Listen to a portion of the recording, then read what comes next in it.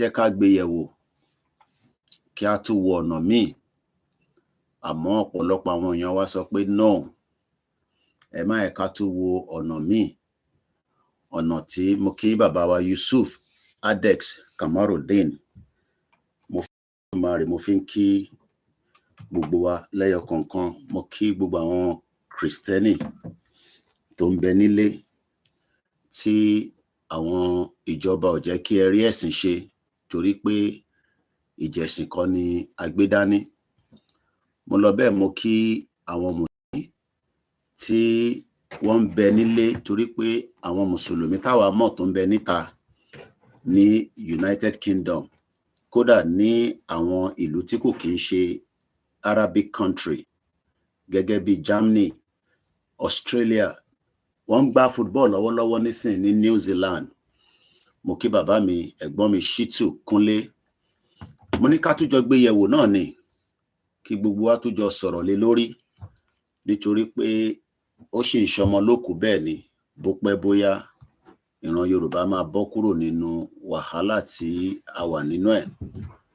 Lótìítọ́ ọ̀pọ̀lọpọ̀ kò yé wọn títí látara pé kí ni ìdí gan tí a ṣe ń sọ pé a fẹ́ òmìnira, kò yé ọ̀pọ̀lọpọ̀.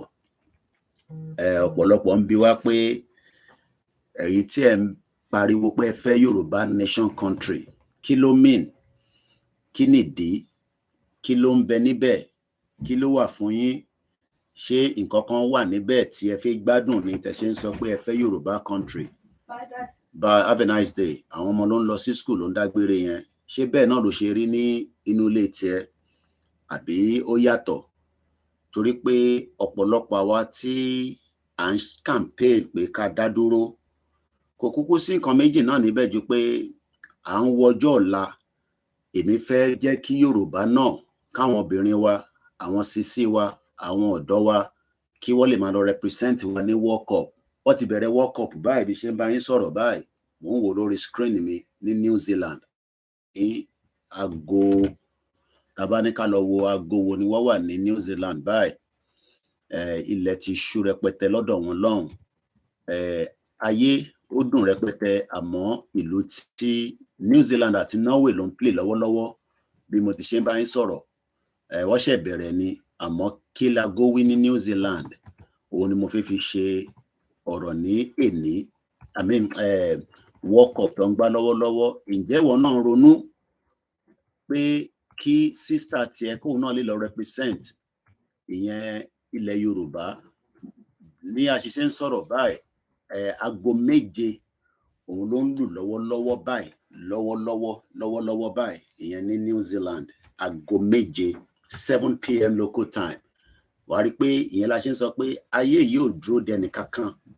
Àwọn olóṣèlú ló lè máa sọ fún yín pé ká túbọ̀ ṣe sùúrù. Sùúrù náà la kúkú ti ń ṣe bọ̀ láti 63 years.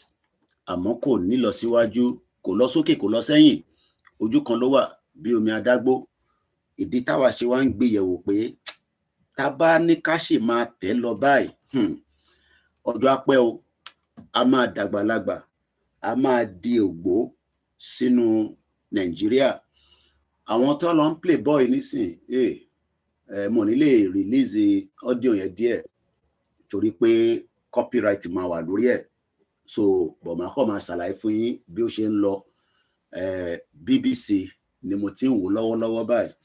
Kọ́lọ́run Elédùmarè jẹ́ kí àwa náà lè dé stage tí àrùn àwọn Koiki Media team. Gbogbo gbàlá máa ní kẹ́ support platform yẹn. Ó níbi tó yẹ ká lọ náà, but tí owó bá pọ̀ lọ́wọ́, àní lè máa gbé àwọn ètò wa tó ń bẹ nílé, especially àwọn nǹkan tó relate mọ́ culture wa àti ìṣẹ̀ṣe. Wọ́n ní kankan tó ń ṣe lọ́wọ́lọ́wọ́ nílé nísìn tó yẹ kí àwọn èèyàn wa lọ kọ́ lọ bá wa cover. Àmọ́ nígbà tí wọ́n ń ṣòjóró, àní lè ràn wọ́n lọ. Ìyẹn ní ibì kan tí program yẹn ti fi wáyé nílùú Èkìtì. So àti pull it out nígbà tá a bá rí enough support. Media ó wà expensive. Ọ̀pọ̀lọpọ̀ yóò get message. Bẹ́ẹ̀ bá fẹ́ máa rí bí àwòrán tó ń lọ káàkiri tí media máa polongo ó need owó, especially with the cost of things ní Nigeria. So mo ní láti pull it out nígbà tá a ní funding tá lè fi rán àwọn ọmọ yẹn lọ sí ibi tó ti máa bá wa lọ ṣe cover. Mo ní láti pull it out. Ó yẹ kó ti lọ látàná, but nígbà tó ìyẹn la ṣe ń sọ fún yín. Ó dùn kẹ́ máa rí Koiki káàkiri, but owó ló ń jẹ kò jàgbàdo. So tá a bá dẹ̀ ti ní extra funding, kò sí nǹkan kan tá a máa ṣe ju pé ìta bá lè ṣe náà la máa ṣe. So ó yẹ káwọn ọmọ yẹn ti lọ látàná, but ìgbà tá a ní enough owó, mo ti pull it out necessary. Mo lè stress ara mi, ìta bá lè ṣe náà la máa ṣe lórí online. Torí tá a bá ń show ẹ̀ fún yín, tẹ́ bá ń rí, ó dùn wò, ọbẹ̀ tó dùn, wọ́n ní owó ló pa. So tá a bá dẹ̀ ti ní owó tá a máa fi support àwọn tíìmù wa nílé láti máa káàkiri lọ máa show yín ní oríṣiríṣi nǹkan, then we will have no other choice than to stop those kind of activities. Football, ó ṣe pàtàkì, ó ṣe kókó, very very important. Torí pé ní gbogbo àgbáyé kò sílù tí kò ń fẹ́ lọ sí World Cup. Nigeria náà lọ sí World Cup à ń sọ yìí, àmọ́ nígbà tí mò ń ka report yẹn pẹ̀lú coach wọn, n tí coach wọn jẹ́ kó yé wa ni pé owó tó yẹ kó san, allowance tó yẹ kó san, gbogbo náà lákòókò tí mọ̀ yẹn wọn ní san, nítorí pé is a wicked country tí kò ní any iota of truth. But many of our people still not get the message. The message táwọn feel pé à ń parọ́ lójoojúmọ́. So some of our people, they are thinking that we have problem, and that's why we are doing what we are doing. Ẹlòmíì rò pé bóyá àtẹ̀ níṣẹ́, ọ̀rọ̀ pé bàbá yàn níṣẹ́. Mo ti rọra mu ìwọ̀nba tí mo lè mu ní tíì, mo ti jẹ croissant méjì, mo dẹ̀ rọra relax. Mo need owó tó pọ̀, torí pé owó tó pọ̀ gan problem ló máa ń dá sílé ayé. But tíyàn bá ti níwọ̀nba tí o lè fi tọ́jú family ẹ̀ ní kékeré tó bá ti ní, then that should be more than enough. But ọ̀pọ̀lọpọ̀ yín tẹ́ wà nílé nísìn, the situation of things tó bá jẹ́ pé àwa náà ní country tiwa, à rán àwọn tó máa lọ represent wa láti lọ play football tí wọ́n ń play lọ́wọ́lọ́wọ́ yìí. But nígbà tá a dẹ̀ ti gba country tiwa, táwọn kan dẹ̀ takú pé no. Now tó bá jẹ́ pé Nigeria is divided into 6 countries. 6 countries yẹn náà ló máa lọ represent World Cup, but kò yí ọ̀pọ̀lọpọ̀.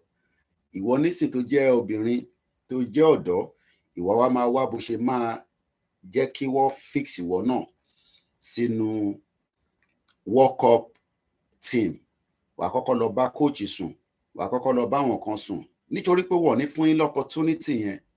And ìyẹn làwa ṣe ń sọ pé look, ṣe jẹ́ kí olúkálukú dá wà, Scotland ó dá wà, Wales ó dá wà, even though gbogbo wọn dá wà, they are still also not comfortable with the situation of things.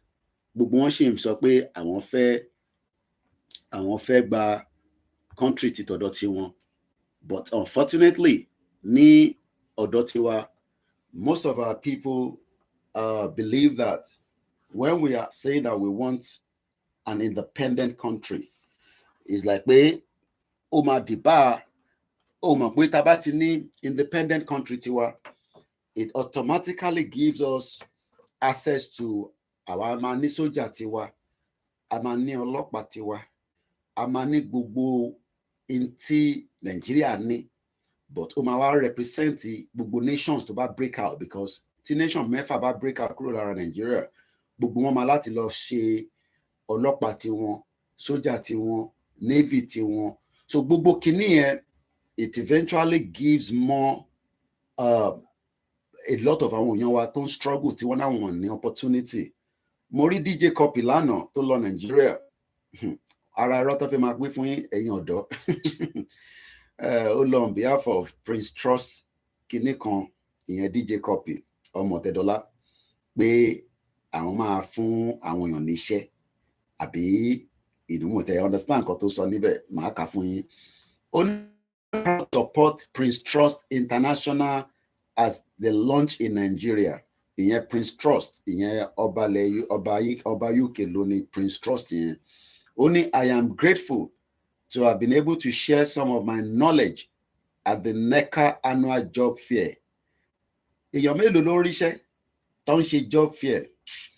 I just pity a lot of you at home. Ṣé rí gbogbo rhetorics tí gbogbo àwọn okay, ó ní it is not just about finding a job, it is about keeping a job by empowering the young people with the right employable skills. We are helping to ensure that their success in future. Nigeria need to focus on job retention as much as job searching to secure a better future. Ẹ bá ń bèrè lọ́wọ́ DJ Cuppy pé ibo ni iṣẹ́ náà wà.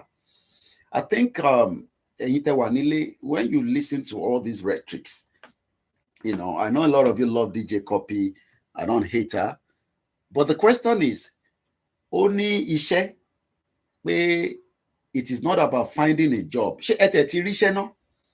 It is about keeping a job. Ṣé ẹni tó ti ríṣẹ́ ló máa keep iṣẹ́? Ṣé ẹni tí kò tí ríṣẹ́ ló fi keep iṣẹ́? So DJ Cuppy sọ fún yín nísìnyí pé òun máa bá yín find the job, àbí wọ́n máa find the job. I don't even understand. And at the end of the day, they take pictures, they put this on their Instagram, and many people fall for this nonsense. Because as far as I'm concerned, this is a total nonsense. Because this is not how you will find a job. In a country where, as we speak right now, tó bá jẹ́ pé Yorùbá ní country tiẹ̀, ǹjẹ́ mọ iye èèyàn tó máa travel pẹ̀lú àwọn team tó máa ní wọ́n fẹ́ lọ play football yìí nísìn tó máa tẹ̀lé wọn lọ sí New Zealand?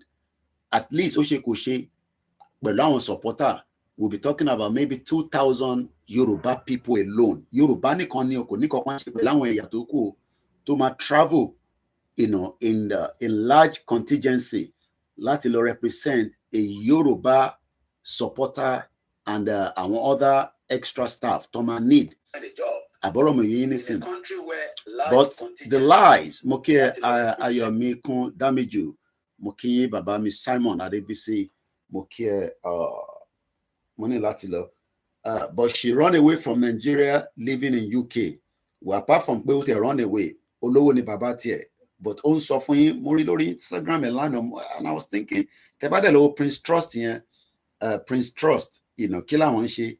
Is a non-profit organization. Wọ́n wá ní wọ́n wá register. Ṣé yẹn la ní ìdíkẹ́? Ṣé Prince Trust lè ní kó wá register ní Nigeria because wá bó ṣe máa dissolve Nigeria on our behalf? These are all the lies. Ajibola ni, that DJ Cuppy no get sense. Na papa brain she get. I mean, I don't get it. DJ Cuppy ni who are proud. Well, there's nothing wrong in that. Only support any charity organization. But ito wan Kamila Rambe ni pé ó ní wọ́n ṣe annual job fair, which aims to bridge the widening unemployment gap in Nigeria. Báwo ló ṣe fẹ́ bridge ẹ̀? Àwọn èèyàn wa ló ń jáde lójoojúmọ́ ló ń sọ pé àwọn ò níṣẹ́ torí pé kò sí industry, kò sí opportunity. Kódà ẹni tó fẹ́ máa kọrin lásán gan wọ́n fún opportunity. The question is, ọ̀nà wo ni DJ Cuppy fi wá fẹ́lẹ́ máa sọ fún wa pé finding a job, it's not just about finding a job. Kò ń ṣe pé kó máa náà wáṣẹ́ nìkan, but keeping the job. So my question is, èèyàn mélòó ló ń try láti wá iṣẹ́? Your mom says you get up because you're going out now. You get up, I start telling you that. Go and get yourself to the bath and get ready. You're going out now. So èèyàn mélòó ló ń wá iṣẹ́? Get up and go and get yourself into the bath.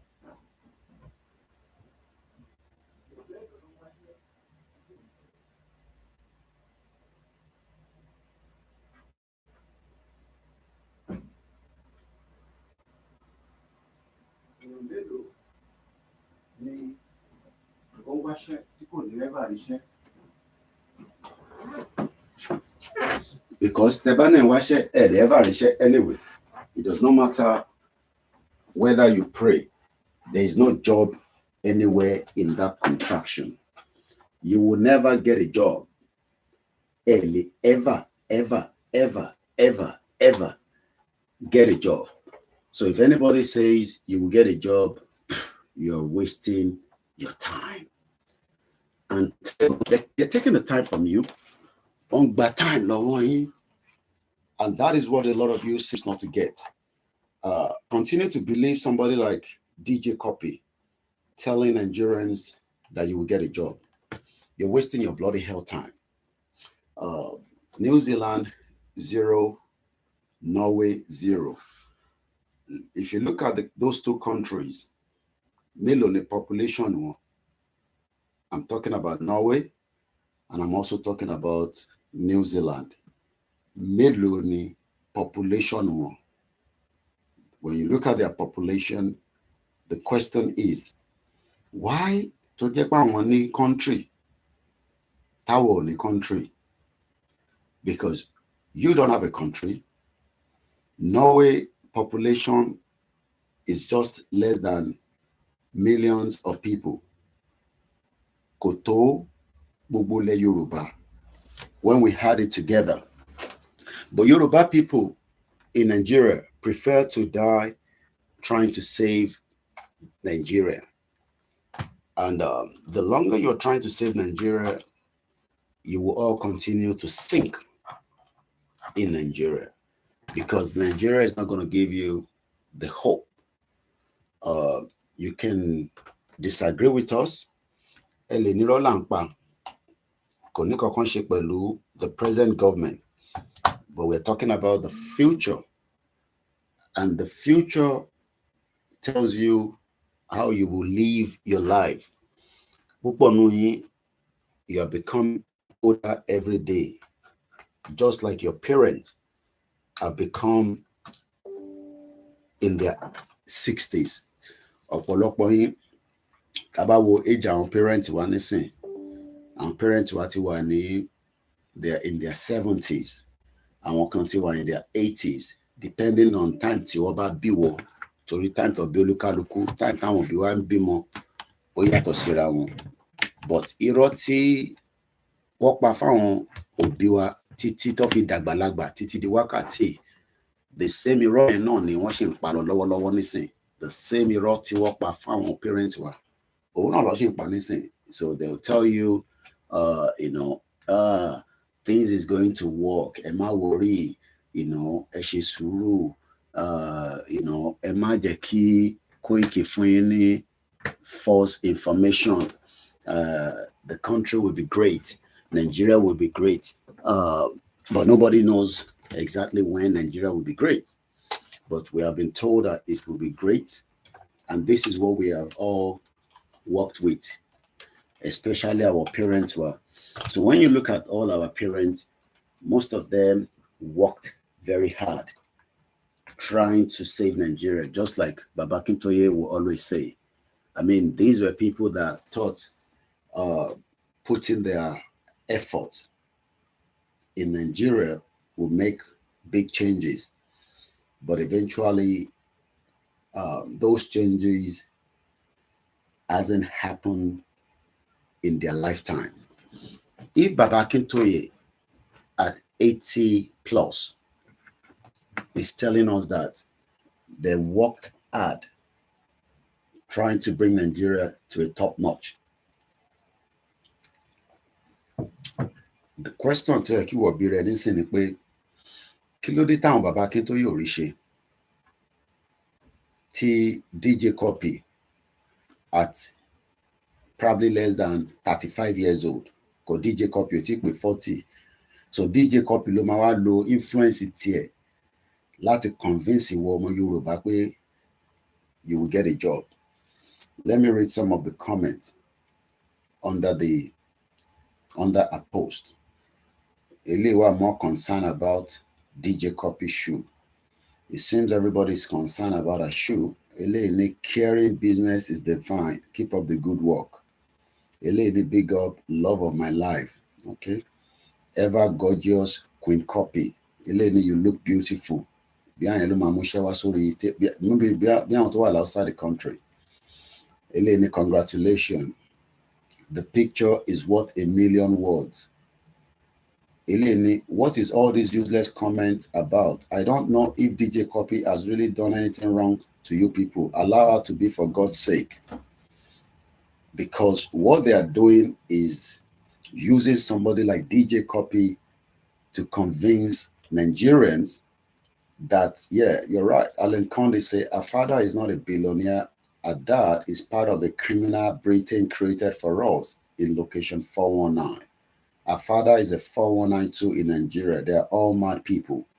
But DJ Cuppy is saying, let me repeat that again, and this is on our IG, proud to support Prince Trust International as they launch in Nigeria.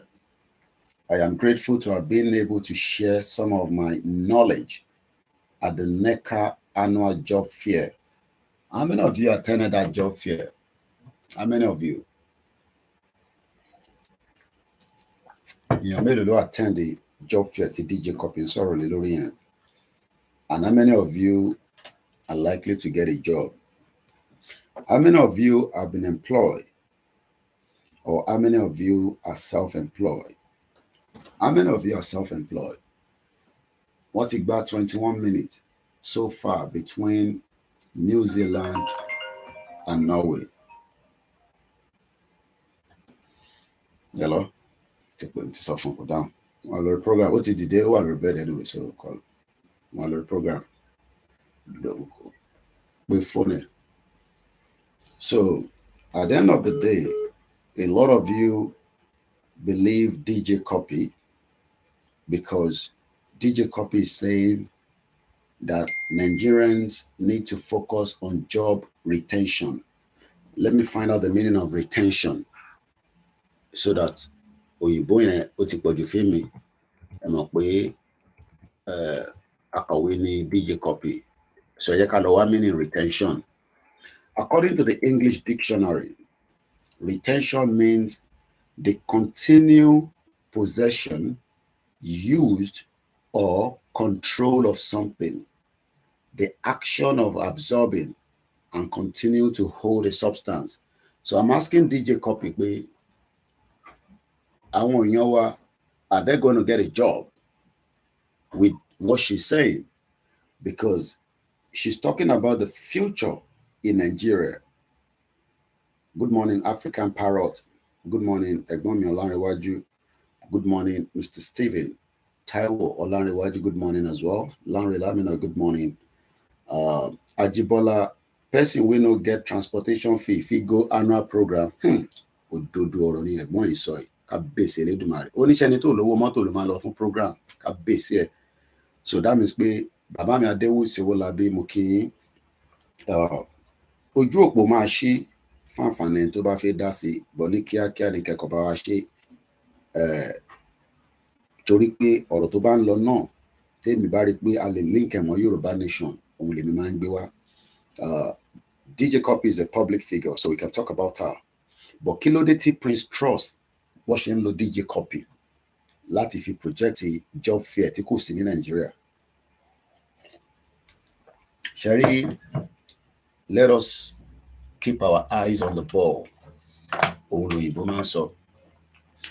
What they are doing is, wọ́n mọ̀ pàwà kan pariwo lójoojúmọ́. Tẹ́ bá rò pé DJ Cuppy ò tí ní pàdé fídíò mi rí níjọ́ kan, a kàn máa ní máa wo bọ̀bọ́ yìí. Ó fẹ́ bà business bàbá òun jẹ́, ó fẹ́ bà business family òun jẹ́.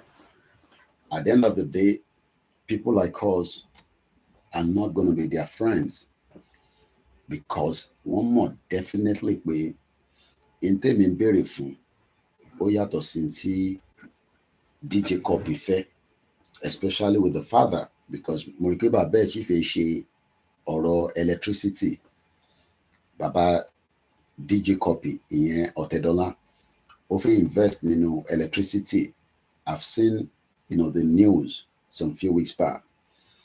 But DJ Cuppy ń sọ fún yín pé it is not just finding a job. My question is there any job in Nigeria? Ìjẹ́ṣẹ́ kankan wà Nigeria? And if there is a job, which sector? Is it in the public sector? Is it in the private sector?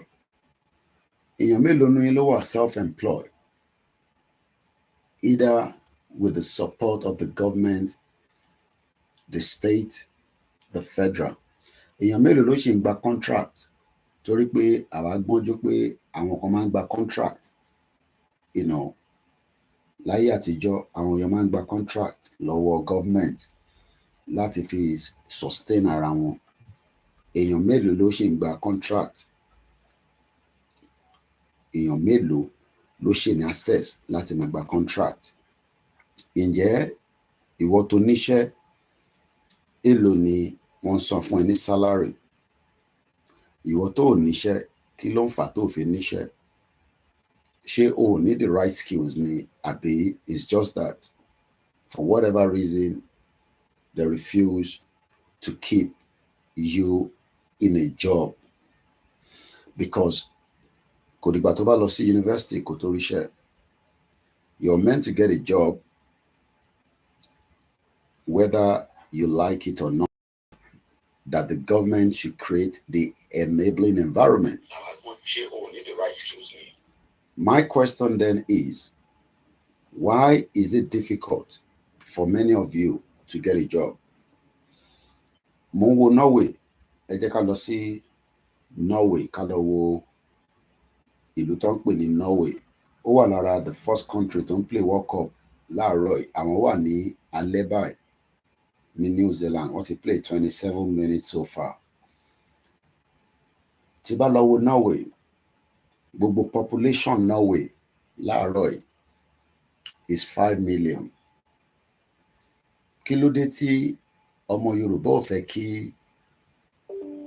a ná àwọn obìnrin wa náà, èyí tó fi lọ ń ṣe ṣìgálà, èyí tó fi lọ ń ṣe ọmọ ọ̀dọ̀, èyí tó fi lọ ń ṣe ẹrú, èyí tí wọ́n fi ń káàkiri around the world, tó ń fọkọ sílẹ̀, tó ń fọmọ sílẹ̀. Kí ló dé tá ní wọn tó lè lọ bá wa represent Yorùbá country in a World Cup? Ṣó possible? Yes. Ọ̀nà wo ló máa fi possible tá bá ti ní sovereignty tiwa? Tá bá ní sovereignty tiwa kò lè possible, torí pé Yorùbá tó bá máa play nínú football pẹ̀lú Nigeria as a team, you are likely going to sleep with somebody. You are likely going to sacrifice something.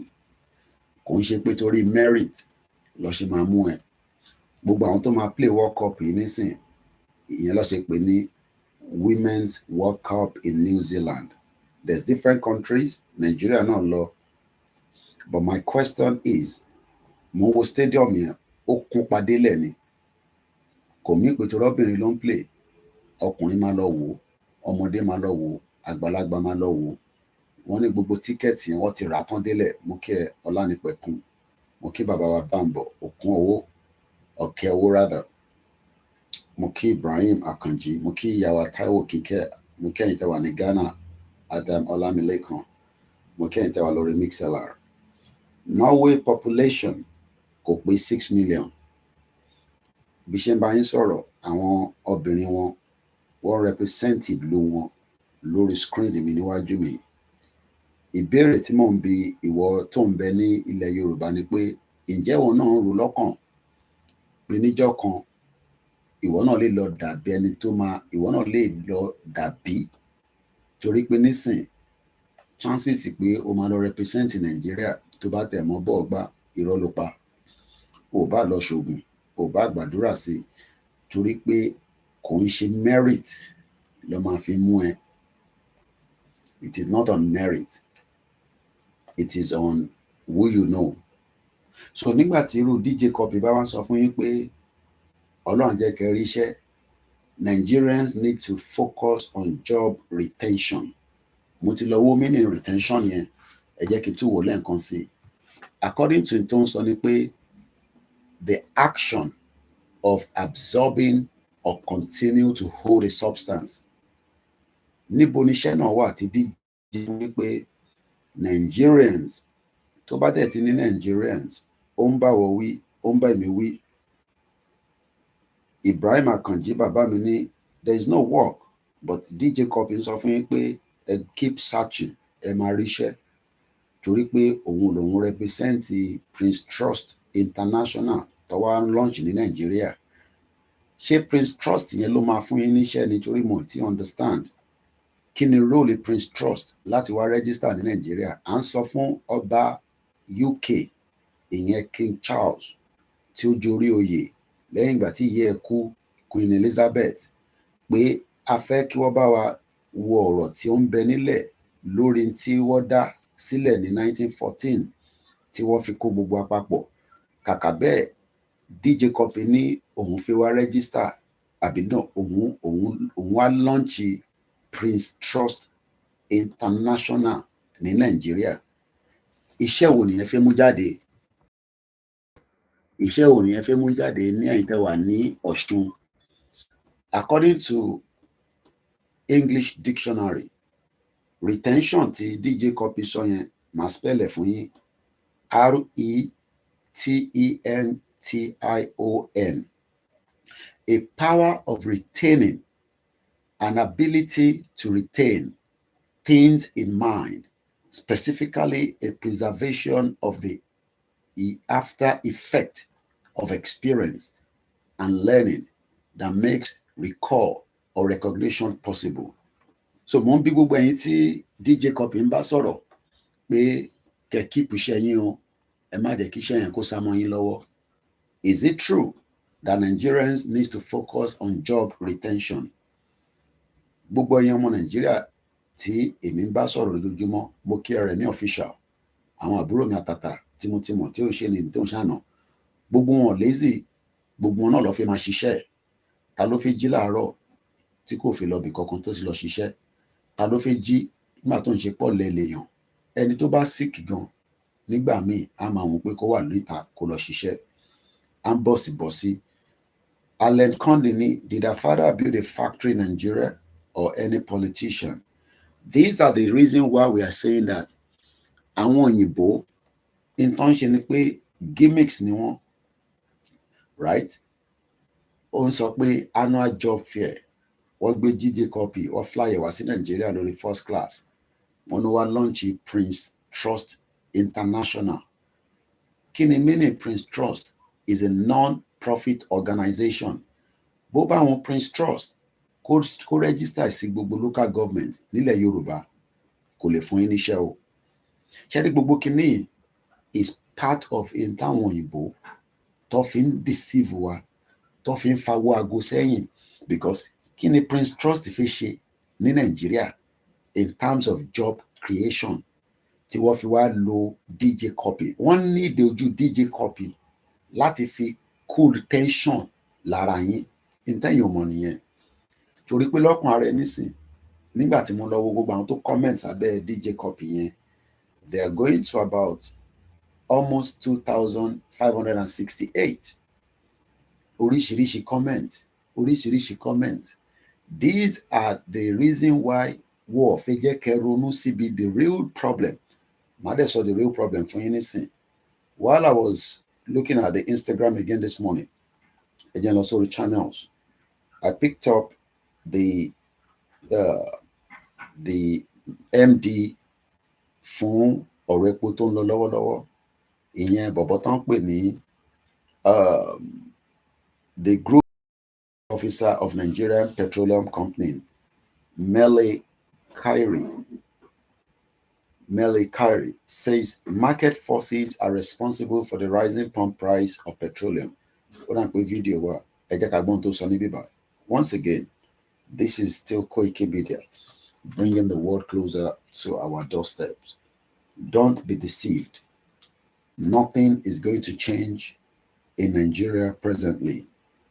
All the rhetorics, don't be deceived, okay? Nothing is going to change in Nigeria presently. Speaker and picky on come of a can disconnect the corona. Okay, I can use this one to play it out. I cannot play Instagram video here, lórí channels. Mo wá lọ wo àwọn tí wọ́n dárúkọ pé wọ́n import epo wọ sí Nàìjíríà. My God, I pity a lot of you. Wọ́n ti pa Nàìjíríà pa.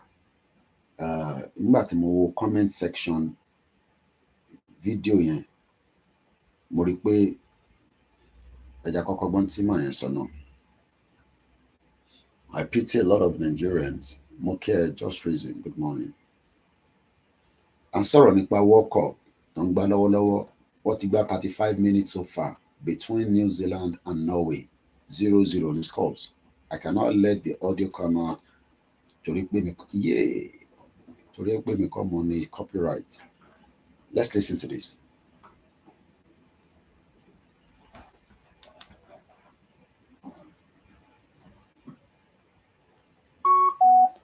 Marketing wing of our company, they adjust prices depending on the market realities, and this is really what is happening. This is the meaning of making sure that the market regulates itself, so that prices will go up, and sometimes they will come down also. And this is really what we are seeing. In reality, this is how the market works. Talking about market forces, demand and supply, doesn't mean we don't have enough supply in what is it? No, there's no supply issue completely. It's not a supply. When you go to the market, you buy the product, you come to the market and sell it at its ongoing, its prevailing market price. Nothing to do with supply. We don't have supply issues. Our robust supply, we have over 32 days of supply in country. That's not a problem. What assurances are you giving to Nigerians who are in the middle of this? What do you mean? What assurances are you giving to Nigerians, in addressing the situation as it starts? Yes, what I know is that the market forces will regulate the market. Prices will go down sometimes it will go up, but there will be stability of supply. And I'm also assuring Nigerians that this is the best way to go forward, so that we can adjust prices when market goes. I don't have the details this moment, but I know that our marketing wing acts just like every other company in this bill. I know that a number of companies have imported petroleum products today, PMS. So many of them are online. I'm sure my colleague will confirm this. So market forces have started to play. People have started having confidence in the market, and the private sector people are now importing products. But there's no way they can recover their costs if they cannot take market reflective costs. All right. The GMB just made mention that the market forces are in play. What does this mean for an average company? Well, as a regulator, I told you back in May that we are not going to be setting price. The market will determine itself. And as you saw back in early June, when prices came out, it was based on the cost of importation plus other logistics of the distribution, and of course the profit margin by the importer. This market is deregulated. It's open to all participants. As I mentioned also yesterday when I was in Lagos, we had over 56, or we have 56 marketing companies that applied for and obtained licenses to import. Out of those, 10 of them have indicated to supply within the third quarter, which is July, August, September. And out of those, already we received some cargoes from some of these marketers: Prudent Energy, AOM Shafa, and Emadev. Emadev cargo is arriving tomorrow. So this is like just an encouragement to see that the market is liberated and everyone is free to import, so long you are working within the framework, especially in terms of quality. But the pricing, as a regulator, we are not going to put a cap on the price, because we are not part of those importing. We are not a marketing company, we are just a regulator. So when you say market forces are working, basically what it is that you buy, you can see the price of crude going up. A couple of weeks, a week or so ago, the price of crude was hovering around $70 per barrel.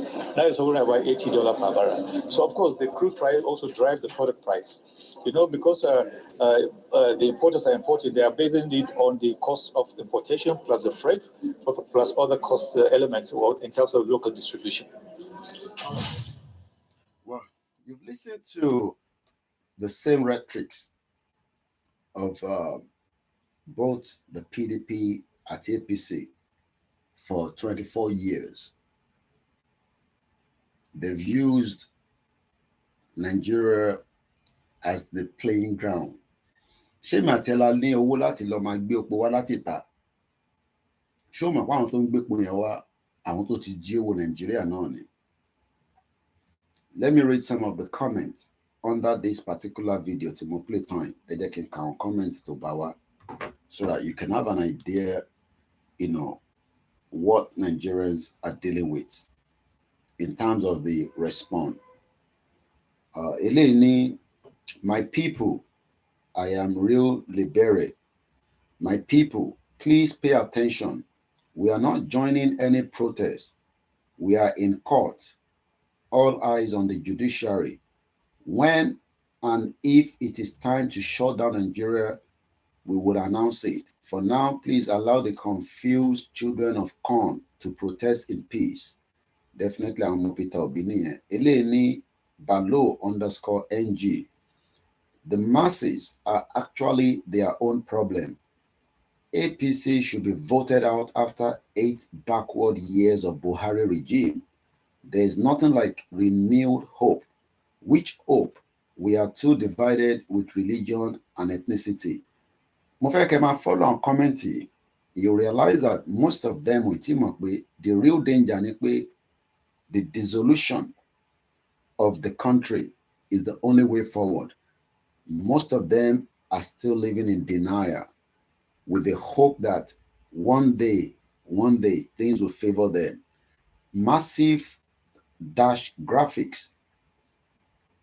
Only it will favor me and my family. Done the trek from Oshodi, reach Abule Egba before entering Songo for 150 naira.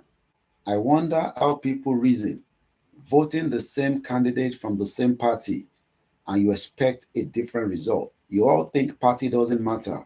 What you all don't know is political party these days is run like cultism group or cult group. You either do what they want or they embarrass you. Parties like APC and PDP shouldn't even be considered anymore when it comes to any public offices. It is just like eating beans for many years and you have the opportunity to taste rice.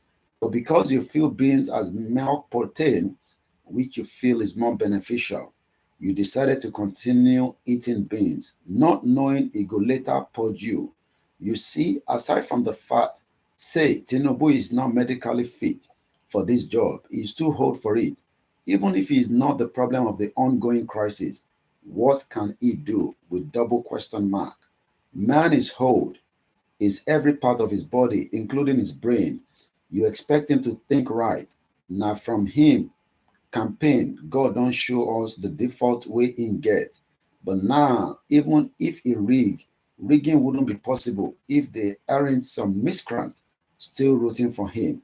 I beg, when anyone complains about this current situation of the country, ask them 2 questions. Did you vote? Who did you vote? Question mark. Because person will not vote and person will vote for Tinubu both deserve the same causes. It will favor me and my family. I never chop morning food till now, where he is now religious due to his past action. You can't support evil and expect to partake in it. As he did do those with good intention and those who voted for someone who is right for the position will surely strive during these trying times. In Jesus' name, because God sees our heart and knows we want what is best for our dear country. So Elation believe there's a country. You can see that many Nigerians are dumbfounded. Believe there's a country. And if many Nigerians in that position believe that there's a country, you can see why it's proving difficult to convince them about the reality that there is no country. Let's read more comments. Lay Ifeanyi_Grammy. Nothing ever comes down in this country, so shut up. JerryZone.us. Sometimes I wonder if Nigeria is truly a country. Nigeria was never a country. We've told them that for a very long time. But many Nigerians believe that they can do a magic to bring hope back into reality. What he played 44 minutes so far, it is still 0-0 between Norway and New Zealand. Let me remind you, Norway is 5.4 million as at 2021. One official language tí wọ́n tán pè ní Norwegian. Wọ́n represent ìlú wọn nísìn àwọn ọ̀dọ́ wọn tí wọ́n ń gbá bọ́ọ̀lù. Wọ́n ní female Premier League tó jẹ́ tọbìnrin. Gbogbo eléyìí náà ni ó máa wà nígbà tí ilẹ̀ Yorùbá bá dúró tí a gba control sovereignty wa padà. But ọ̀pọ̀lọpọ̀ nínú Nigeria làwọn fẹ́, àwọn prefer Nigeria. Let's go further. Eléyìí ni sometimes I wonder if Nigeria is truly a country. A product, that is the crude oil, you have in your backyard you have to export it. Wà kọ́kọ́ gbé lọ síta. Gbogbo country tó ń gbé lọ mo ti sọ fún yín tẹ́lẹ̀ rí. Wọ́n gbé wá sí UK. Kódà epo tí wọ́n refine yẹn ṣe mọ̀ pé ó ń lọ sí Australia láti lọ refine. Wá ṣètò wá dá padà wá sí Nigeria. Ẹ wo time tó fi ń lọ, time tó máa fi padà. Nígbà tó yẹ pé inú ẹ̀yìn ilé wa la ní, wọ́n ní Niger Delta tó pọ̀. A ní epo nílàjẹ tí wọ́n ń gbé láti 12 years ní ojoojúmọ́ tí wọ́n ní wọ́n sanwó fún kó tó di pé security outfit Polo wọ́n intercept vessel yẹn. Whereas gbogbo àwọn ọmọ Ondo state lẹ́yìn nísìn wọ́n ní wọ́n sanwó, wọ́n bẹ gọ́vnà wọn pé kó san àríyàsí fáwọn pẹ̀lú palliative. Mo post ẹ̀ láàárọ̀ yìí. Eléyìí ní epo ta ní backyard wa, a máa kọ́kọ́ export ẹ̀. Tó bá mọ̀ tán pè ní export. Okay, what he play halftime turbine 0-0 in scores is the first game of the Women's World Cup between New Zealand and Norway. Norway is a Norwegian country with 5.4 million. Kódà kò tó Lagos State. Tàbá ní ká pín Lagos State, a lè yọ ìlú mẹ́rin kúrò lára Lagos. But ara Lagos State, ìyà tó ń jẹ bí a kò gbọ́n tí bàbá yìí sọ, Èkó ni bàbá yìí ti ń ṣiṣẹ́, but Ifọ̀ ló ń gbé lára àwọn Yorùbá campaigners wa ni. Owó láàárọ̀ yìí, according to ẹni tó máa ń send the rate sim láàárọ̀, owó ti di Nigerian rate today is 1,097 naira. Tó wọ́n máa fi di ọ̀la, ó máa di 1,100. A ṣì wà ní July, tó bá máa fi di end of the year, ìwọ náà máa calculate ní owó yẹn máa di. Ẹ jẹ́ ká gbọ́n tí bàbá mi comrade Ọmọṣẹ́bí fídíò méjì tó fi ránṣẹ́ sí mi. That means pé time tó send the video yẹn, bóyá time tó ṣe ń délé láti aago 4 tó ti ṣetán níbi iṣẹ́ 5:12 a.m. ni wọ́n send the video méjèèjì. Mo ti post ẹ̀ sórí timeline wa lórí Twitter àti Instagram. Ẹ ti bá pàdé tẹ́lẹ̀. Ṣé rí gbogbo ń tá a fi ń bá yín sọ̀rọ̀ yìí tí ẹ̀ ń takú bíi fáànù Ìgbò tẹ́ni ẹ̀ fẹ́ gbọ́, ẹni kò kàn yín, ẹni Kóìkì, kí ni wàhálà tiẹ̀? Ṣèbí wọ̀ sí ní Nàìjíríà, ó ṣe fi wá sílẹ̀ kí a máa jẹ wá. Mo ní náà kò tẹ́ mi lọ́rùn náà ni, torí pé bí èmi náà ṣe ní àwọn mọ̀lẹ́bí nílé, mo tún wọjọ́ ọ̀la ilẹ̀ Yorùbá pé ṣé bá ṣe máa bá lọ náà lélẹ́yìí tá máa parọ́ fúnra wa. Ẹ já gbọ́ fídíò méjèèjì. Kí ló ṣẹlẹ̀? Wọ́n ní táǹkà epo kan ó dà wólẹ̀, ó dẹ̀ dùà níbẹ̀ títí gbogbo ẹni tó fẹ́ gba Ifọ̀ lánàá tí wọ́n náà bá gbọ́nà ọbẹ̀ yẹn, ó ṣeé ṣe kó ti bá fídíò yìí pàdé àbí kó ti rí tráfíkì yẹn bó bá tẹ ẹ̀mọ́ tó ń ṣẹlẹ̀. Láàárọ̀ mo sọ fún ẹ pé wọ́n ní epo táǹkà kan ló ṣubú sílẹ̀. Fídíò yẹn kò sí iná, kò sí títì. At the end of the day, ìwọ wá sọ pé o fẹ́ survive títí di 70 years. That's why most of you die before your age. Ẹ jẹ́ ká gbọ́ fídíò yẹn.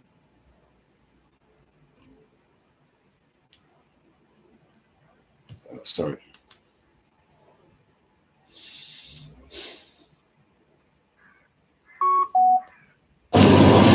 Actually, tanka nìyẹn ọ̀nà Ifọ̀ ni ó.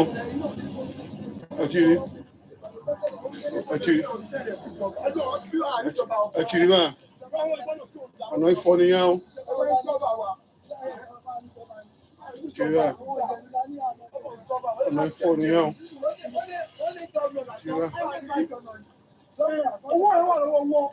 Ifọ̀ nìyẹn ó.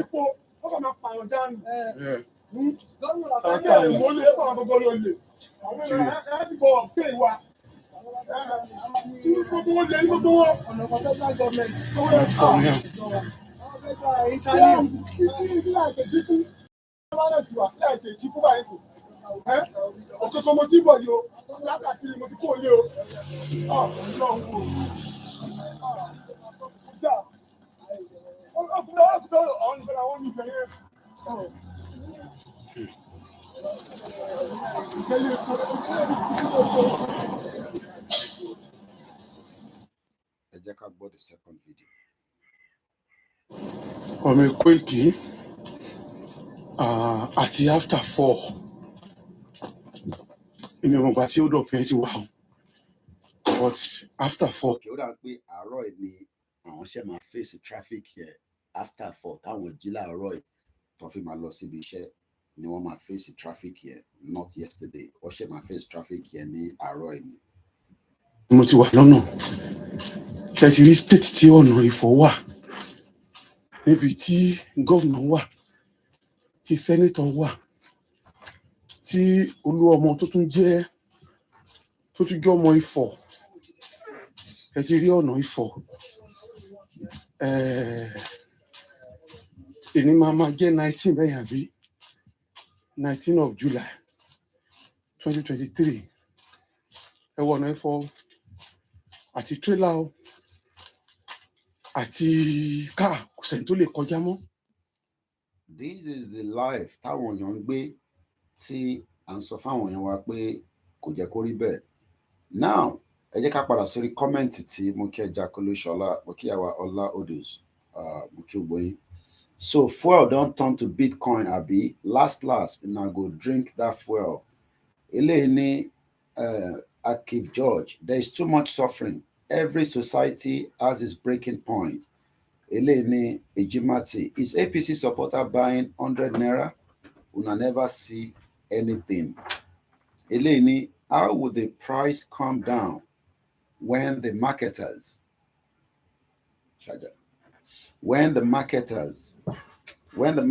have a strong organization? Their union would simply fix price at higher rate for the government.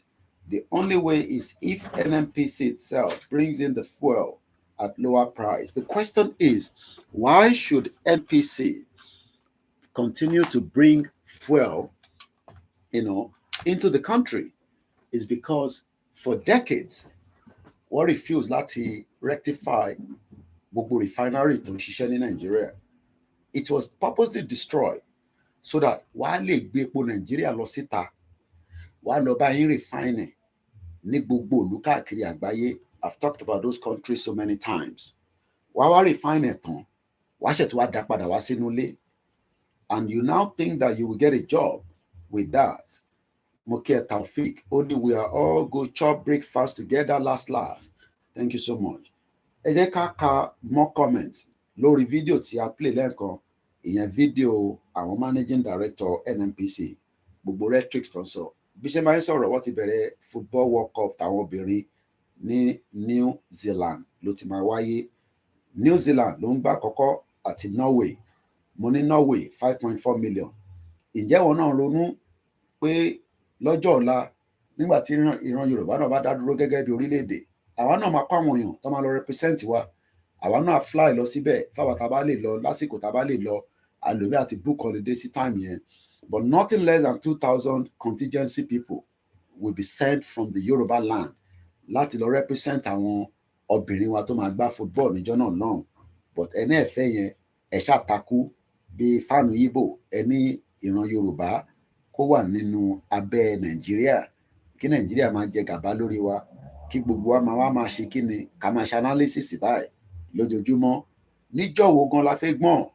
Níjọ́ wo ni ọ̀nà yìí fẹ́ yọ? Ọ̀nà yóò lè yọ. Èèyàn kan béèrè pé where is Ọláìyá Igwe who pray for èmi ló kàn? Ẹbí ó tuntun pray pé kí epo wá sílẹ̀ àbí kí náírà wá sílẹ̀.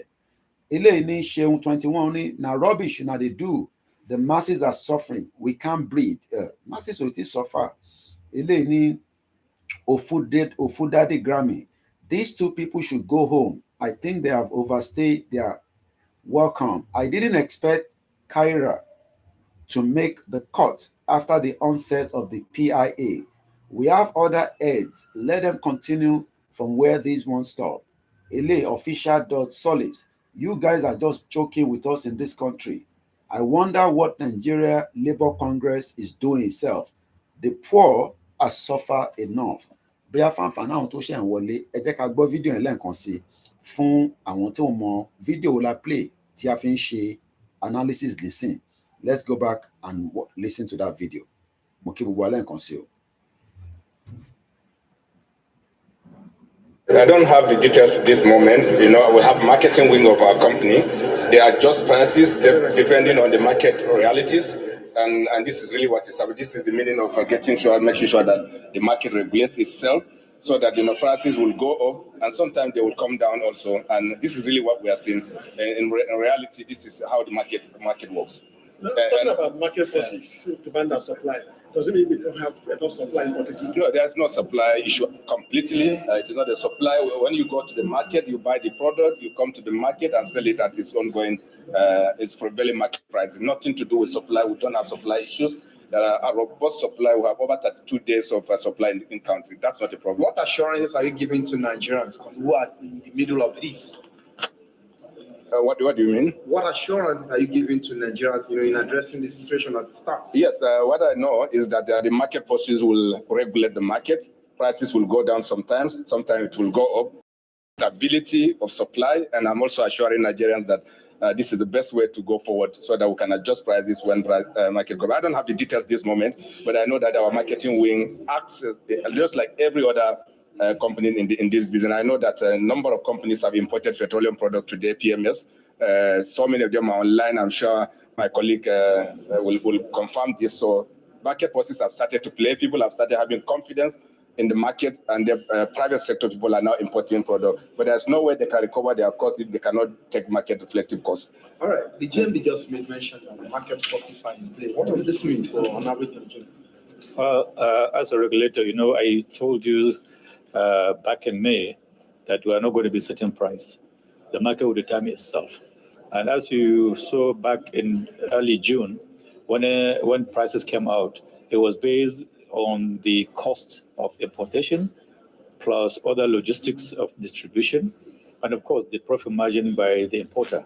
This market is deregulated. It's open to all participants. As I mentioned also yesterday when I was in Lagos, we had over 56, or we have 56 marketing companies that applied for and obtained licenses to import. Out of those, 10 of them have indicated to supply within the third quarter, which is July, August, September. And out of those, already we received some cargoes from some of these marketers, Prudent Energy, AOM Shafa, and Emadeb. Emadeb cargo is arriving tomorrow. So this is like just an encouragement to see that the market is liberated and everyone is free to import, so long you are working within the framework, especially in terms of quality. But the pricing, as a regulator, we are not going to put a cap on the price because we are not part of those importing. We are not a marketing company, we are just a regulator.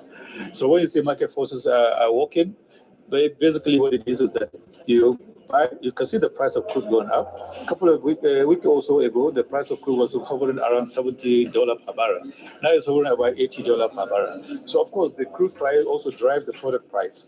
Because the importers are importing, they are basing it on the cost of importation plus the freight, plus other cost elements in terms of local distribution. Well, that is the video that we played that we are talking about. Get the video will and play. See, I finish comment jáde. Comment táwọn èèyàn kọ sábẹ́. Many Nigerians are still hopeful. Many Nigerians still believe that Nigeria will be great since the own represent wa ní World Cup, since the àwọn olórin wa ń kọrin káàkiri.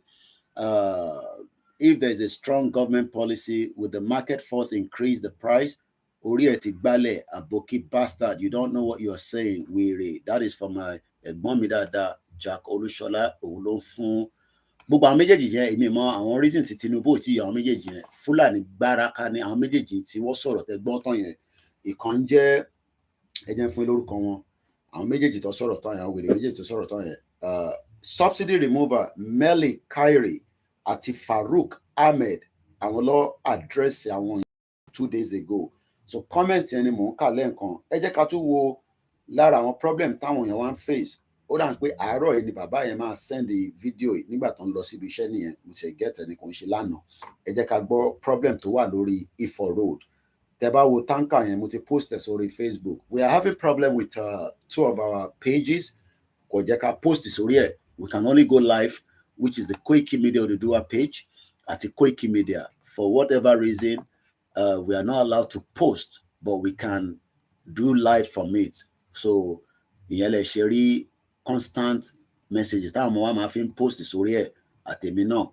But lórí Koiki Media Oduduwa, we are still able to post and we are able to go live. So, in case tẹ́ bá wonder pé kí ló dé, but ìyẹn la pé gbogbo platforms yà á kọ́ la ní.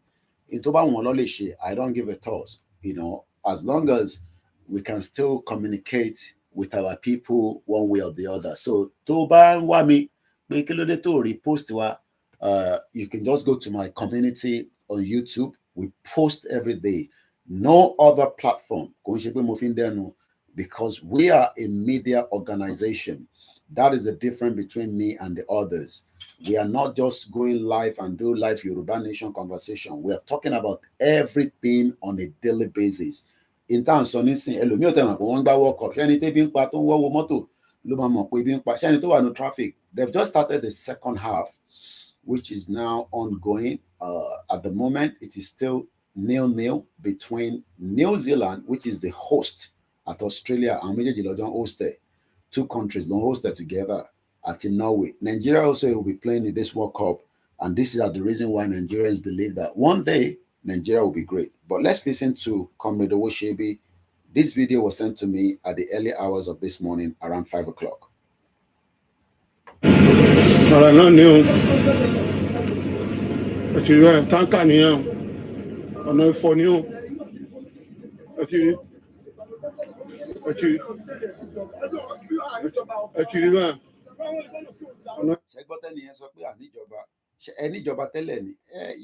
was never a government.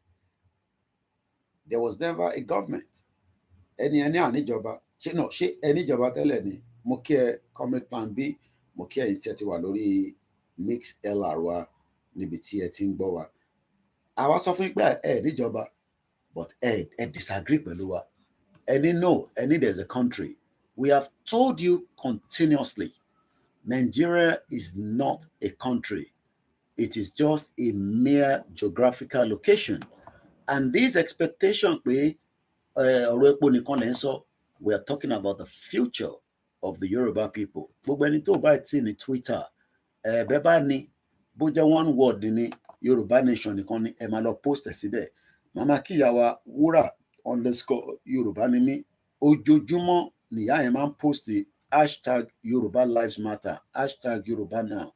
Ìyẹn náà tó fẹ́ni tí kò bá lè understand the Twitter, but the same way then comment sórí YouTube, orí Facebook, ṣe máa fi 1 hour sílẹ̀ kẹ́ lọ máa post ẹ̀ náà sórí Twitter, torí pé that is also part of the campaign tí à ń pariwo lójoojúmọ́.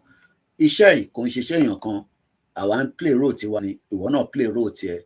If everybody plays their role, mo kí Grand Princess Awoniyi ẹ káàbọ̀ sórí ètò. Kentos Àbẹ̀bí, ìyálálò kí gbogbo ẹ̀yin ti Manchester ti Alájà ìrọ̀rùn ló bá dé, Ọlọ́run jẹ́ kó túbọ̀ ṣe ọ̀pọ̀lọpọ̀ ọdún.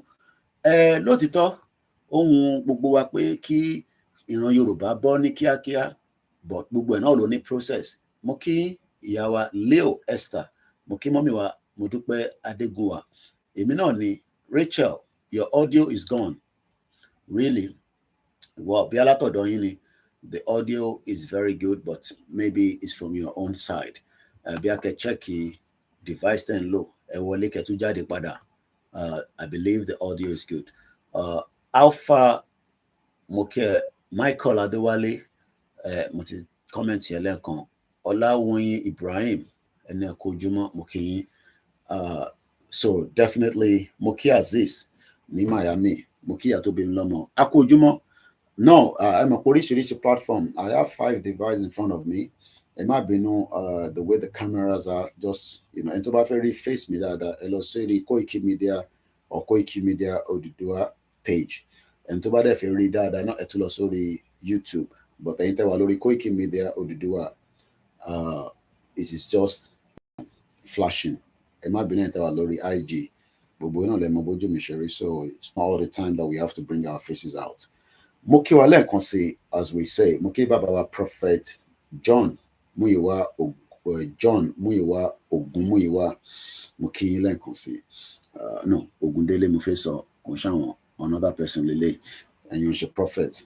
Anyway, let's come back to the conversation again. Moni said DJ Cuppy, what we was in Nigeria, Owa Soro on behalf of job search, found one more Nigeria. Owa represent the Prince Trust International. Èmi bèrè lọ́wọ́ gbogbo èèyàn ọmọ Yorùbá láàárọ̀ pé ṣé Prince Trust International yẹn wọ́n ní búrẹ́dì 150 naira ti di 1000 naira ó sì máa gbóná gan ní ọ̀pọ̀lọpọ̀ yín tẹ̀ ń sọ pé kíkó ìkìlọ̀ gbẹnu sàn pé wàhálà mi ti pọ̀ jù èmi ò bá yín jà òye lòye yín kọ́lọ̀ ń jẹ́ kó tètè yé yín whether we like it or not we will find the situation. DJ Cuppy mo ti sọ lẹ́ẹ̀kan mo kàn tún rephrase ẹ̀ ni ẹ má ní wàhálà wá pọ̀ torí pé if we do not repeat things continuously our people sometimes do not get the message. So tabani, we are talking about things agbọ́dọ̀ máa repeat it léraléra torí that is the only way our people can get the message. Most of them do not sometimes get the message. DJ Cuppy ní Nigerians must get a job and keep the job. Ẹ jẹ́ kí n kà bó ṣe sọ fún yín lórí Instagram page ẹ̀. Ó ní òun wà proud láti support Prince Trust International. Èmi mọ̀ bí àwọn máa dá yẹn sílẹ̀ níjẹ̀bú òde bóyá Lagos nìkan ni. Kí ni Prince Trust International fi ṣe ní Nàìjíríà? What is the okay, wọ́n ní DJ Cuppy is suffering from heartbreak jail. Olayomi Koiki, she is inconsequential with all her papa money. Sure. Ọ̀dà ẹ jẹ́ ká tẹ̀sí kan tí DJ Cuppy sọ ìyẹn ní 20 hours ago lórí Instagram page ẹ̀. Ó ní òun wà proud láti support Prince Trust International nítorí pé Prince Trust International ńkọ́ wọ́n ti launch sí Nàìjíríà. Èmi ò mọ̀ tí Prince Trust International máa ṣe ní Nàìjíríà bí ọmọ máa wáṣẹ́ fáwọn èèyàn ni bóyá wọ́n máa fún yín ní visa láti wá sí ìlú òyìnbó ni I don't know. Gbogbo ẹni tó bá fẹ́ mọ̀ nípa Prince Trust International èmi ò ń ṣe spokesperson wọn ẹ lè lọ sórí page wọn kẹ́ lọ find out, but all I know is that Prince Trust International is a non-profit organization tí wọ́n máa ń build the confidence, explore new courses, find the right career path for you. Iṣẹ́ tí wọ́n ní Prince Trust máa ń ṣe nìyẹn. So Ọlọ́run jẹ́ kí wọn náà ríṣẹ́ nígbà tí wọ́n ti gbé wá sí Nàìjíríà nísìnyí. Ó sọ pé àmì. Ó wá ní I am grateful to have been able to share some of my own knowledge at the NECA annual job. So that means pé àwọn kan wà tó ń pè ní NECA wọ́n ṣe job fair ìyẹn ní 20 hours ago.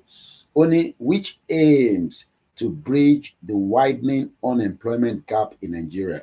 So iṣẹ́ tí DJ Cuppy fẹ́ ṣe ni pé Ibrahim dùn pé àwọn NECA wọ́n máa bridge unemployment gap. Mo kí ìyàwó Rachel wọ́n ní my fault no problem Yorùbá nation no going back. Bóyá NECA yẹn bí àwọn ti ní àwọn company tó fẹ́ employ àwọn èèyàn. Alan Conde my brother, no future at all in Nigeria. Imagine I keep $100,000 in Naira, but today I don't have that in Naira again. That is the stress I am now because I have lost everything before this year. Lágbára o.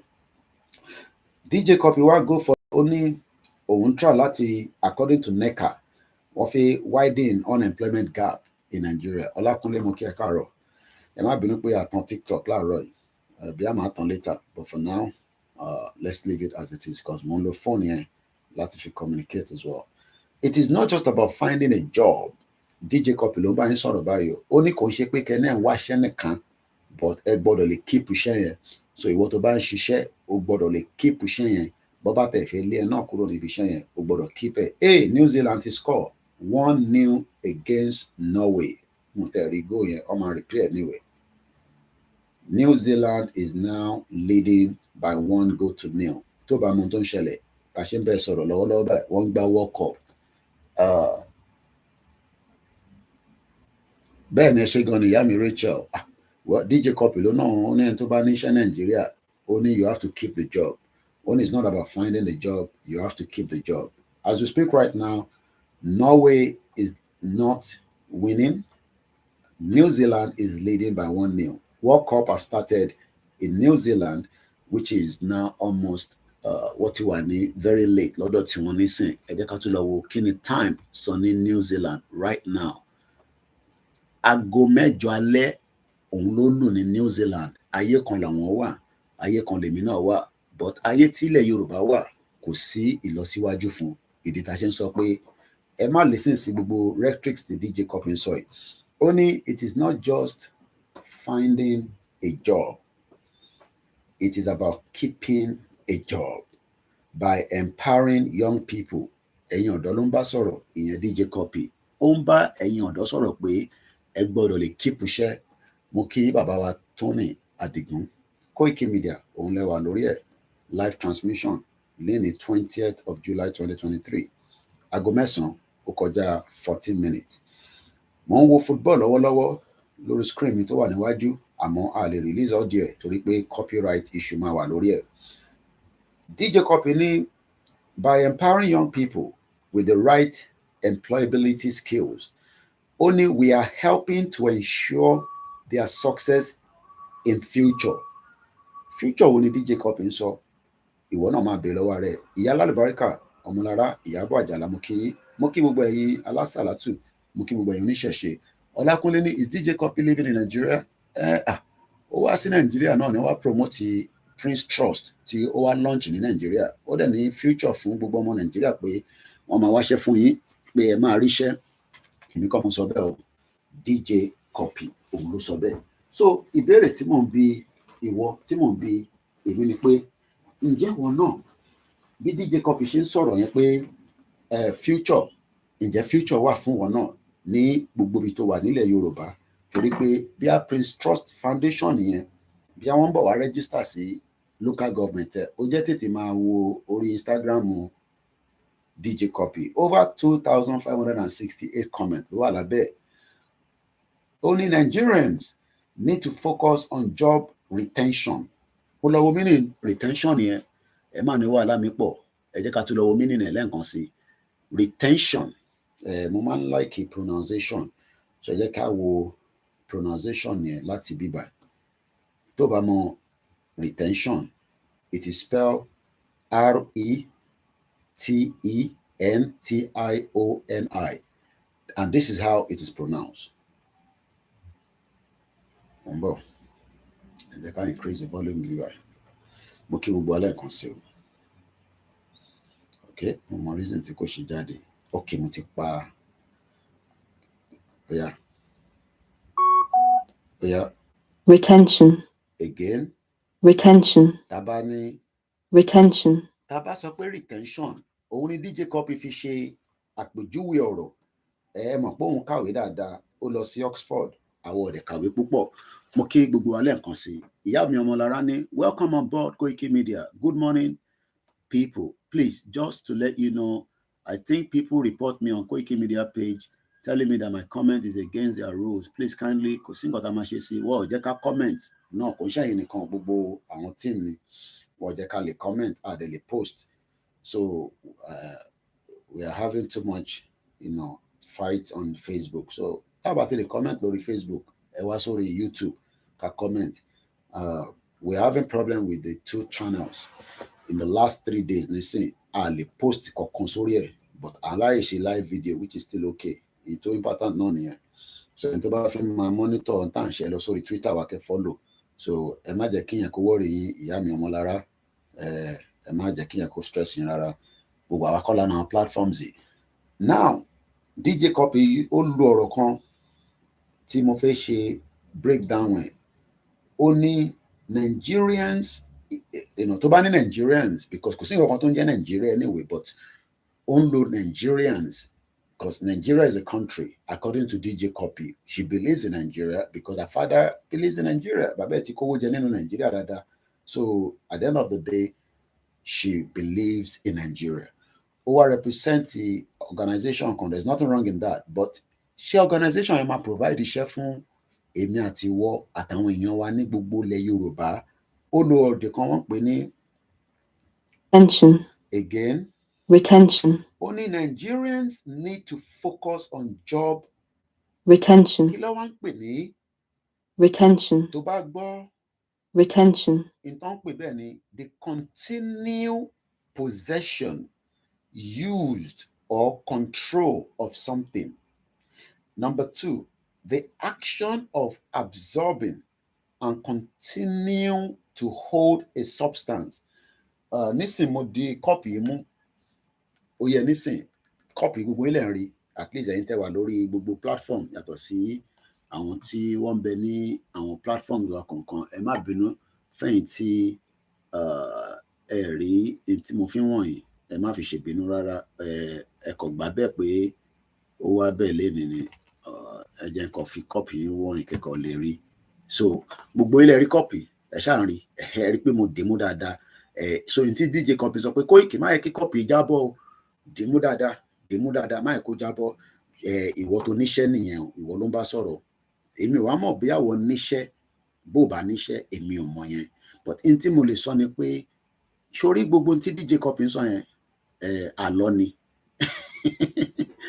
tó bá ń gbọ́ àlọ́ o àlọ́ o àlọ́ ó rántí àlọ́ ló ń sọ yẹn torí pé DJ Cuppy gan mọ̀ pé kò sí iṣẹ́ kankan nínú Nàìjíríà so tí DJ Cuppy bá ń sọ fún ẹ pé iṣẹ́ wà nínú Nàìjíríà bá béèrè lọ́wọ́ DJ Cuppy nínú comment section ẹ̀ pé lápàbó níṣẹ́ náà wà torí pé ìwọ tí ń wáṣẹ́ láti jọ ẹ̀ ò ríṣẹ́ but it is easy for DJ Cuppy nítorí pé she's a celebrity we cannot rule that out she's an influencer so one need somebody like that láti convince àwọn tó wà nílé pé ẹ má dá wàhálà sílẹ̀ o ẹ má bẹ̀rẹ̀ sí ń jà o ẹ má ríṣẹ́ o ẹ ṣe sùúrù o gbogbo bó ṣe ń lọ yẹn ó sì ń ṣọmọ lókun bẹ́ẹ̀ ni o ẹ má dá bàbá Akíntóyè lóhùn pé ẹ fẹ́ gba kọ́ńtírì tí yín o ẹ jẹ́ kí DJ Cuppy ṣàlàyé fún yín pé Nàìjíríà ẹ ṣì máa ríṣẹ́ o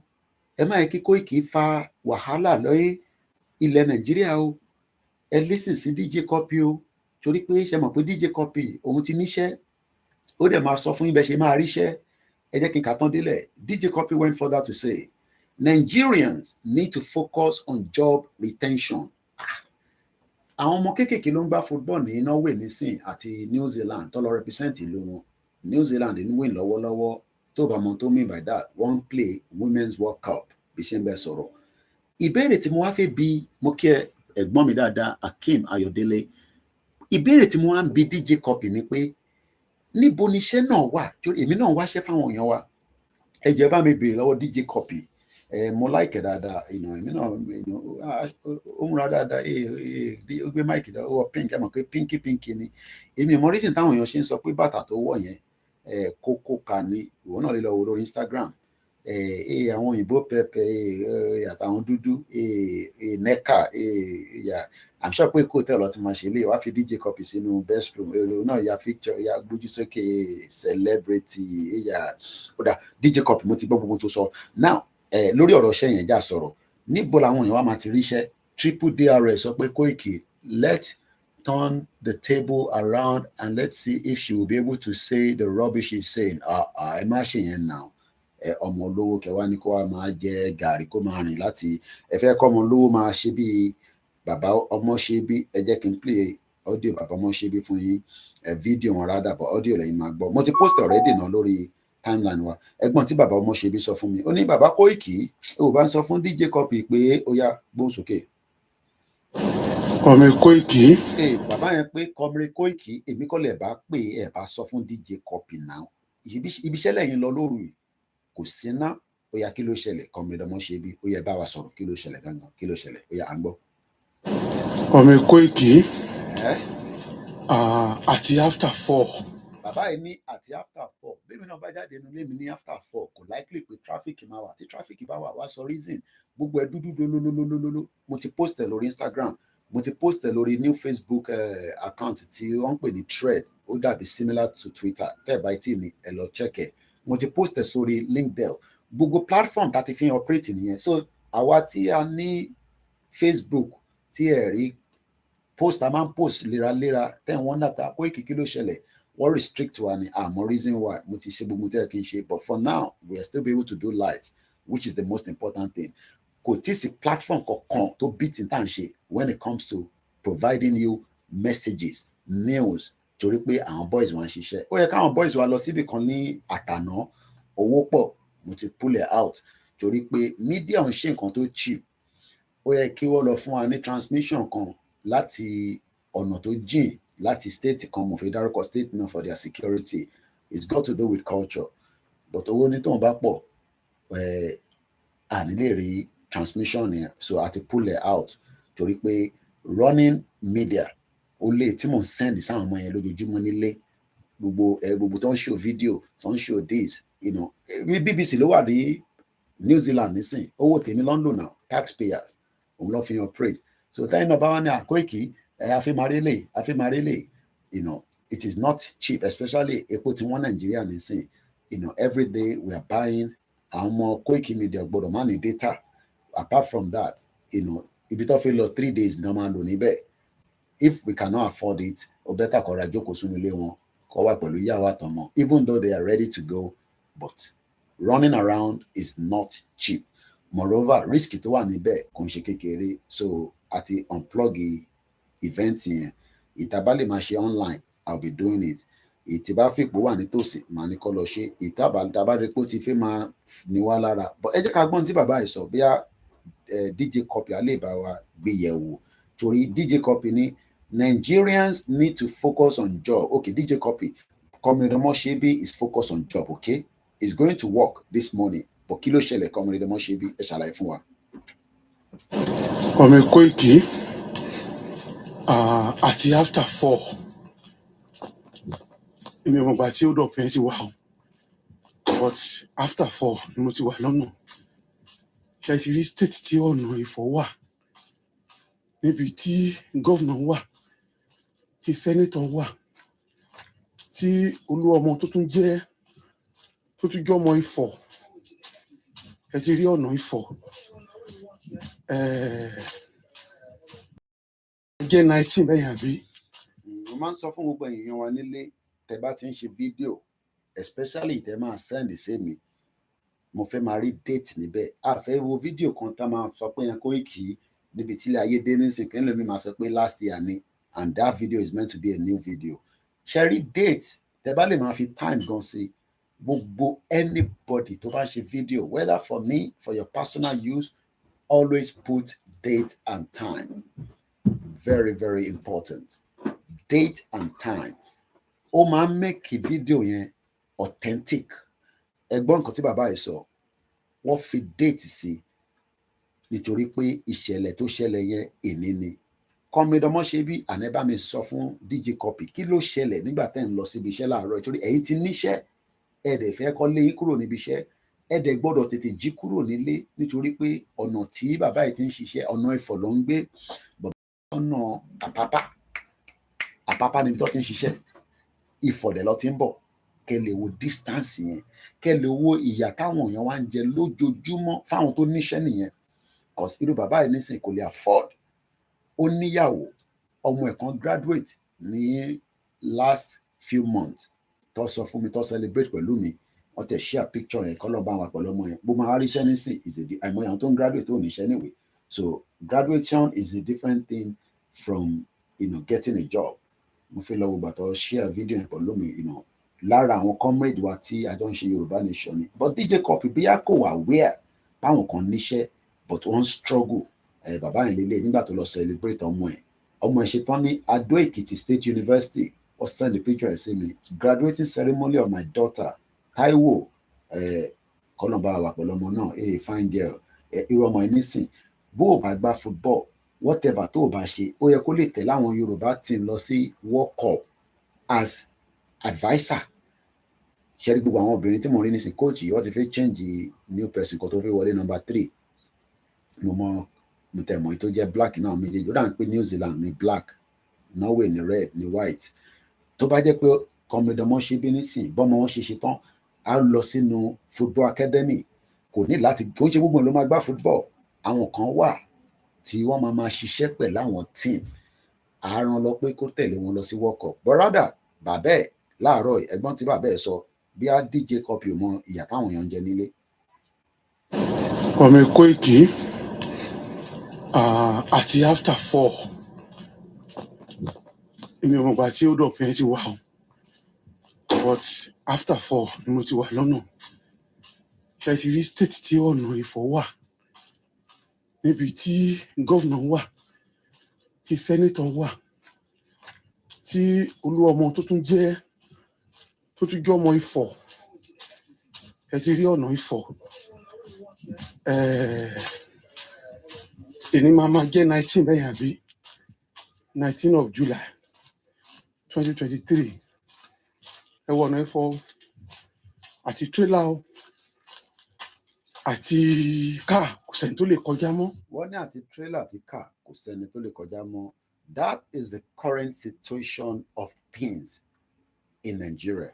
But ọ̀rẹ́ wa dáadáa, ìyẹn olólùfẹ́ tiwa ti ilẹ̀ Yorùbá, àmọ́ kò tí ì ṣe Yorùbá nation ni.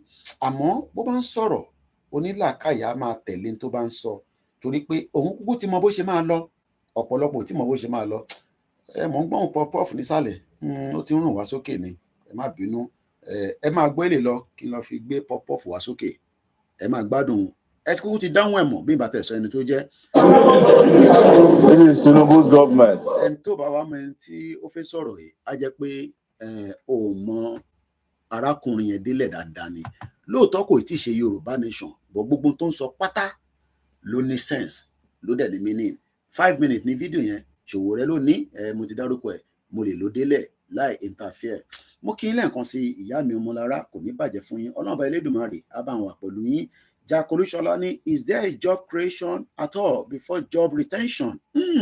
Àwọn olóyìnbó ńlá. Ó ní DJ Cuppy has got dementia. Ó ti di ìyá onítìrí nìyẹn. Tí DJ Cuppy náà bá ti ní dementia, ó máa ti di ìyá onítìrí nìyẹn. Allen Conde ní, DJ Cuppy, spell as Copy or DJ criminal. She's mad for lying to people in Nigeria.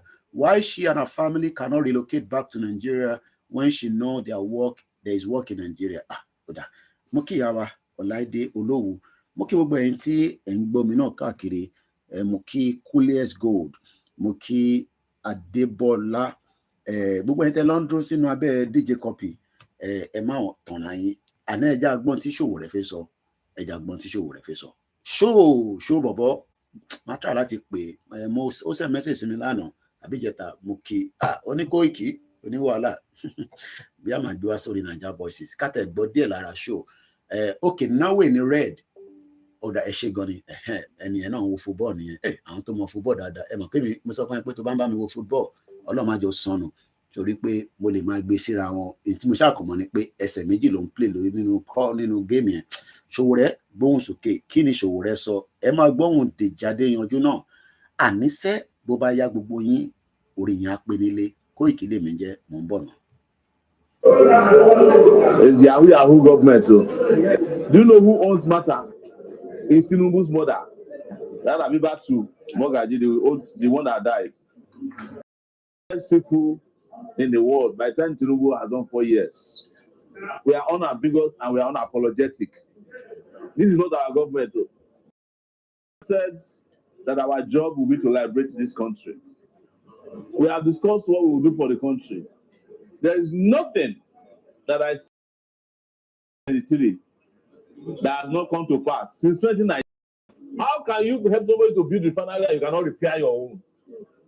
The money that Dangote used in building his refinery came from the same NNPC they manage refineries. I can say it and I can be quoted. I was the first person to say it, that Dangote cannot complete his refinery when Buhari went to commission the refinery. That is now on the run. Are you getting my point? I do not also discuss palliatives. It's an insult to the people. The number of smuggled is nothing. The problem with this subsidy is that people that are known by the government subsidy money, they are all lying that subsidy is not good for the Nigerian economy. And as that guy rightly put it, the reason why they took away subsidy is that subsidy is the only enjoy that they themselves, they are following it up. You can take a subsidy, but you cannot tell how much will be applied elsewhere. Since they remove subsidy, which road have they constructed? They salary of NYC and some other. So you expect that because they remove subsidy, everywhere there should be light, everywhere the roads should be shining, there will be employment. Nothing has changed in Nigeria since they removed subsidy. The only thing that removal of subsidy has brought is hardship and suffering. All the major political parties, as they call themselves, were all going to remove subsidy. So if you voted for Atiku, subsidy would have been removed by now. If you voted for Peter Obi, subsidy would have been removed by now. If you voted for Atiku, they would have floated the naira by now. maybe Naira will even be 1,000. If you voted for Obi, they would have voted the Naira for now because they are not interested in Nigerian people. They are interested in the foreigners who come and cash out on a short-term basis. 419 people. Yahoo politicians and corrupt thieves. Kò lè gbọ́n wọ̀nyẹn. Ṣó bọ̀bọ̀. Èèyàn ti Koiki Media. Ẹ má bínú mo ti gbójú ẹ̀ wá sókè. Pop ni. Flour ló fi ń ṣe. But o need the yeast. O need the sugar díẹ̀. O need the iyọ̀. Àwọn míì máa ń fata sí. Alọ́ oní wẹ́rẹ́wẹ́. Ẹlòmíì ò like ata. Tó bá ń ṣe fáwọn òyìnbó má fata sí torí market yẹn máa bàjẹ́ mọ́ ẹ lọ́wọ́. Mélòó ló wà wájú mi nísìn? 2, 4, 6. Mo ti mu tea. Mo ti jẹ croissant. Aago 12 ò tí lù. Bí yẹn bá wá jẹ gbogbo eléyìí tán. Bẹ́ẹ̀ ni Just Reason ní Sowore is telling as it is. Ojú òpó máa ṣí fẹ́ni tó bá fẹ́ pè bọ̀ ẹ jẹ́ ká gbọ́dọ̀ jáde yanjú tán. Ẹ bá mi re ẹ sún sẹ́yìn ni. Wọ́n kí mọ́ mi wá. Comfort. Wọ́n tún ní kí n máa sọ̀rọ̀ tí bá ti ń jẹun. But snacks lélẹ̀. So máa yá kí n jẹ́ kí ohun yẹn sì máa lọ sókè. Sowore máa pè tó bá lè ní time fún mi ní next week Wednesday. Ká gbọ́ wá sórí Naija Voices. Ká gbọ́ ohun tiẹ̀. Ẹ má ní kó ṣe Yorùbá nation. In tí Sowore ń ṣe another angle tó fẹ́ push Nigeria lọ sínú revolution ni. Àwọn ò ṣe revolution o. Àwọn ń ṣe coup plotter. Yorùbá nation làwa gbé dání. Àmọ́ ṣé ẹ fi Sowore sílẹ̀. Ẹ jẹ́ kó máa bá tiẹ̀ lọ. Ìyá wa Bọ́sẹ̀dé Rachel wọ́n ní Yorùbá nation is the answer period. Ẹni bá sì sọ pé Koiki náà pa àwọn gbọ́ tó ní àwọn ọmọ ẹ fẹ́ lọ bì kan kí ló wá fẹ́ ṣẹlẹ̀ báyìí kò ń ṣe bíi tiwọ́. Bàbá rówó màá sẹ́ndẹ̀ sáwọn ọmọ yẹn wá rìnrìn àjò yẹn. Bàbá ti rówó wá jókòó sínú ilé ìyá wọn. Kò jù bẹ́ẹ̀ náà lọ. Ó yẹ kó ti lọ látàná àmọ́ a rò pé bóyá ó máa ṣe é ṣe ni. But àṣàtàárọ̀ ẹ̀ mo sì ní kọ́ pull it out. Ẹ jẹ́ ká gbọ́ Dèjì Adéyanjú lélẹ̀ ọmọ Kogi state ni òun àti Yàyà Bello máa ń bára wọn fa wàhálà gan. Ẹ jẹ́ gbọ́ díẹ̀ sí. Like I usually say, people were saying that some of us wasted our votes because we voted for Sowore. We didn't vote for Sowore. We voted for the age of his ideas, the revolutions of his ideas. That's what we voted for. The only thing I can say in Nigeria is a comprehensive revolution. Can you imagine that we did not have the privilege of free education? But it is the generation of my mom that went to free schools and free education. They are the ones destroying the country today. And let me even tell you, if not that our leaders don't think, even if we are talking about the economics, where NNPC is not emitting money to federation accounts. So that means oil has failed. Our problem is a leadership problem. And for me, why I will continue to align myself and identify with someone like Sowore is that he knows the issues. Yes, the generality of Nigerians are not ready. That's like I always tell him. The generality of Nigerians. Ṣé parọ́ ni bí Ìgbòho ṣe sọ pé Yorùbá nation àwọn kan ní kó shut up lẹ́nu wọn mo tó bẹ́ẹ̀ láti sọ bẹ́ẹ̀ fún bàámi Ìgbòho ṣá bí bàbá Akíntóyè ṣe sọ̀rọ̀ àwọn kan ní get out Yorùbá nation wo wọ́n ní Yorùbá nation wo the middle class has let the whole of Nigeria down. Ìbára náà ni DJ Cuppy ẹjá gbogbo tí DJ Cuppy sọ lẹ́ẹ̀kan tí mo kà fún yín àbẹ́ gbogbo òyìnbó tó kọ ó ní retention ẹ̀gbọ́n mi Jaco Olúṣọlá òun dẹ̀ ti bá mi break it down ó ní Koiki ṣé ó ní tó ní iṣẹ́ ló máa wà retention wọ́n ní à ń fi Yorùbá nation àfi ń parọ́ fún yín ni wọ́n náà ń fi Yorùbá nation àfi ń kówó jẹ ni wọ́n ní Koiki ti kó gbogbo owó Yorùbá nation jẹ ọmọ pé owó Yorùbá nation náà lówó NNPC tí mo kó jẹ àwọn kan ní Koiki yìí máa dára ẹ láàmú pẹ̀lú àwọn ọ̀rọ̀ bẹ́ẹ̀ gbogbo yẹn tẹ̀ wọ́rẹ̀ mi náà torí pé we are just concerned citizens, not concerned citizens of Nigeria, concerned citizens of Yoruba land. Nígbà tí wọ́n lọ ń gbé Prince Trust Foundation wá sí Nigeria láti máa sọ̀rọ̀ iṣẹ́. Now, ìbéèrè tó yẹ kẹ́ bí Prince Trust Organization ni pé ọ̀nà wo ló fẹ́ gbà ríṣẹ́? Bẹ́ẹ̀ ni, Just Reason ní àwọn olórí burúkú dédé. Ọláwálé Táíwò mo kí wà látà. Ti lọlé ó ti wà níbi iṣẹ́ èèyàn Koiki aago 9 bá lù bá nínú ilé wàhálà nìyẹn, torí pé mo sọ fún yín £1 million látijọ́ tí wàhálà ti ń ṣiṣẹ́ ní company yẹn, ó ti wà níbẹ̀ nísìnyí ó tójọ́ méjì kí n má sọ exact time. wàhálà ní bàbá gba Yorùbá nation lénìí, òun ò ní láti mówó kankan, experience tó ní at least mo lè bẹ̀ pé kó wá bá wa lò ní gbogbo local government ilẹ̀ Yorùbá. owó táwọn jù ní wàhálà tá à ń bá ṣiṣẹ́, kò ń ṣiṣẹ́ à ń fọbọ́ à ń nùdí ní wàhálà tá à ń ṣe. engineer ni wọ́n ti ná over £1 million lé lórí, kò ń ṣe pé mo fi ń dẹnu, látijọ́ tó ti bẹ̀rẹ̀ iṣẹ́ yẹn ni mò ń sọ till date. wọ́n sì ràn lọ fún training, wọ́n ràn lọ fún training títí dé outside UK. kò lè imagine how many people like that ló wà níta, láwọn bàbá tó ti pé 60. wọ́n wò mí báyìí, ẹlòmíì ti fẹ́ dé retirement.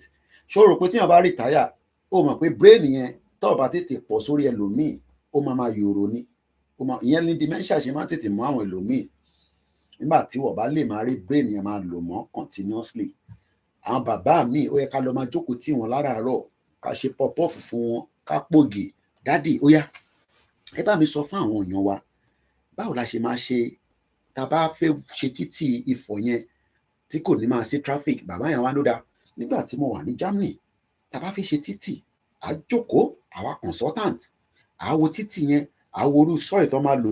nọ́mbà tẹ́ bá fẹ́ pèsè, mo mọ̀ bí àwọn backend team wa, mo mọ̀ studio number mi lórí, mo mọ̀ bí àwọn kan ni wọ́n wà pẹ̀lú mi láàárọ̀. ẹni tó bá wà láàárọ̀ pẹ̀lú yẹn post the number yẹn sórí screen please, because mo mọ̀ nọ́mbà yẹn lórí, mo lè tún fẹ́ lọ sísàlẹ̀ again, lọ tí mo ń bọ́ bí lẹ̀kẹ̀ dí. ẹni tó bá wà nínú program pẹ̀lú mi láwọn ọmọ wa, ẹ fi nọ́mbà síta ní kíákíá, ẹ jọ̀ọ́ ẹ fi nọ́mbà síta. ẹni tó bá wà níbẹ̀ ká tẹ mọ̀ bí ẹ wà níbẹ̀ gan sẹ̀, àbí ẹ kàn ń gbowó data ní tẹ̀sí níbẹ̀ gan sẹ̀, ẹ bá fi nọ́mbà síta sí gbogbo platform pátápátá káwọn èèyàn lè pè wọlé. ká sì sọ̀rọ̀ díẹ̀ títí di tó bá ti ń di bí aago 10 àbọ̀ àparí ètò, torí mo gbọ́dọ̀ prepare for Star Radio. ẹ fi nọ́mbà síta ká gbọ́n àwọn èèyàn wa náà, bẹ́ẹ̀ bá dẹ̀ fi pè náà kò mátà, ẹni tó bá dẹ̀ mọ̀ nọ́mbà yẹn náà kò pè. a máa gbọ́ Dèjì yanjú tán. Nigerians are not ready, they are not serious people.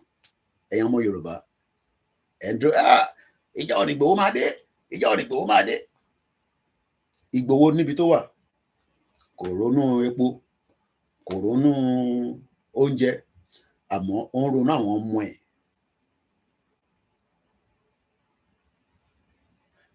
I don't want to be Tinubu. Mo like ẹ̀gbọ́n mi Dàpọ̀ yìí, wọ́n ní intelligent person like you should be approached to become one of Tinubu's special adviser. ẹ̀gbọ́n mi ẹ tún fẹ́ jẹ́ kí n padà sẹ́yìn díẹ̀ ni, Ọlọ́run jẹ́ padà sẹ́yìn. Sherry, if I wanted to be part of the Tinubu campaign, kò ń ṣe nísìn. wọ́n pẹ̀ ẹ̀gbọ́n kan bí UK lẹ́yìn wà, torí mo rí Dàpọ̀ England. orúkọ ẹ̀gbọ́n mi tó dẹ̀kú náà lẹ́yìn náà ń jẹ́, kọ́lọ́n kó bá ń foríjì Dàpọ̀ Williams. ẹ Google ẹ lórí Google, kẹ type in Dàpọ̀ Williams. kò sẹ́ni tó mọ̀ ní gbogbo UK yìí. mo sọ fún yín pé tí Buhari máa dé, kí gbogbo àwọn èèyàn tó mọ̀ ní Nàìjíríà, Dàpọ̀ Williams ti wà wẹ̀, èmi dẹ̀ ti wà wẹ̀. So if I wanted to be part of the Buhari team, I would have been there in 2015. Oh, you live in Kenya? Wow, thanks so. Oh, Kent, Milton Keynes, okay, not too far. Orí M1 nìyẹn. Mo like mọ́tò yẹn, mọ́tò yẹn. Ìjọ tí màá kọ́ drive bẹ̀, èmi àtàbúrò mi náà ń bọ̀ láti Auburn. Ìgbà mo ṣe bẹ̀rẹ̀ sí wa mọ́tò. Òun dẹ̀ ti sùn. Máa padà sórí Dàpọ̀ Williams yẹn. Bí ṣe bọ́ sórí M1 báyìí, mo ti lọ bí few miles. Làbúrò mi bá tají. Ó ní brother, where we heading to? Mo ní à ń lọ lé ni. Ó ní this is not the way home. Mo ní wọ́n sùn kalẹ̀, èmi lèmi drive. Ó bá gba kò tí ì sí TomTom navigator níjọ́ náà lọ́hùn. Technology, èmi náà bá technology nílùú ìní níwọ̀n bá díẹ̀. So being Tinubu special adviser is not what we are saying here. Kí Tinubu jókòó, kó rolẹ̀ Yorùbá, kó kọ́ àwọn team. Tinubu has a lot of team. There's a lot of Yoruba people around the world. Wọ́n lè bá ṣiṣẹ́ débi pé how can he project us coming out without a fight? Mo sọ fún yín pé lọ wo East Timor. President wọn tó wọlé, òun ló sọ East Timor àti Indonesia di tó delay ni. Indonesia ni number 1 when it comes to epo pupa ní gbogbo àgbáyé. Máa yẹn ò lo 600 days kó tó di pókú kọlọ́jọ́ tó dé, but òun ló fún East Timorians ní access láti gba referendum.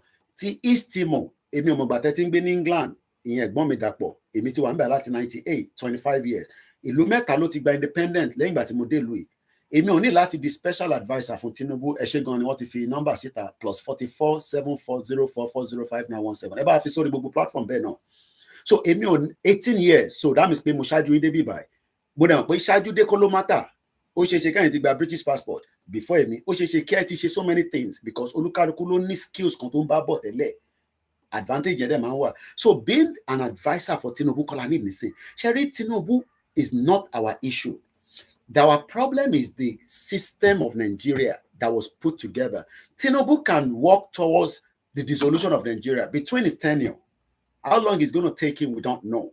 But we pray that by the time Tinubu máa fi ṣetán, that will be the final of Nigeria.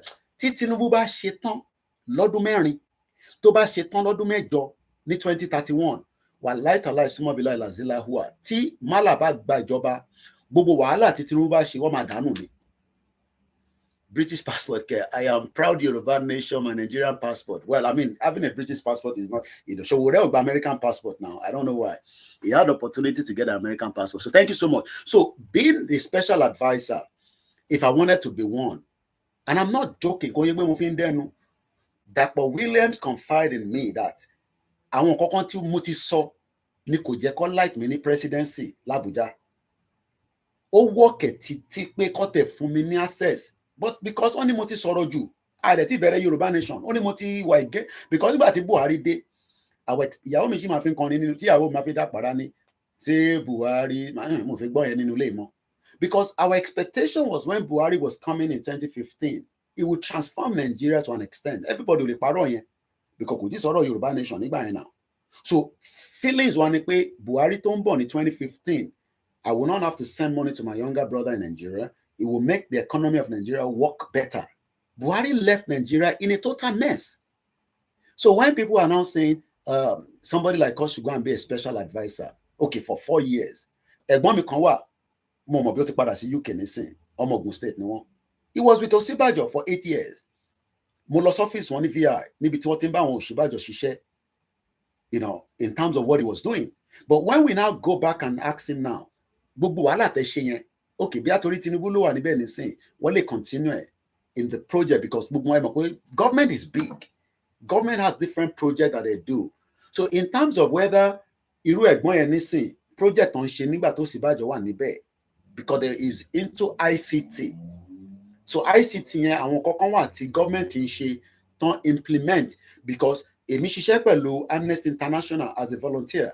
Kí ni mo dẹ̀ máa ń ṣe 2 hours a day? No, 2 hours a week. Ní office wọn wà ní side ibi Rosby Avenue.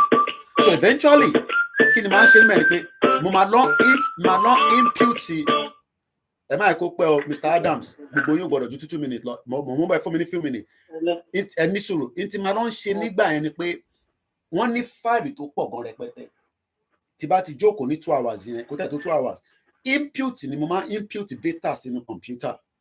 And we were doing that. So that was what they were doing. But what we are saying is that Tinubu bá ṣe tán in 8 years. Àwọn olórí burúkú bá làbá dé nísìn. Gbogbo wàhálà tí Tinubu bá ṣe, wọ́n máa dànù ni.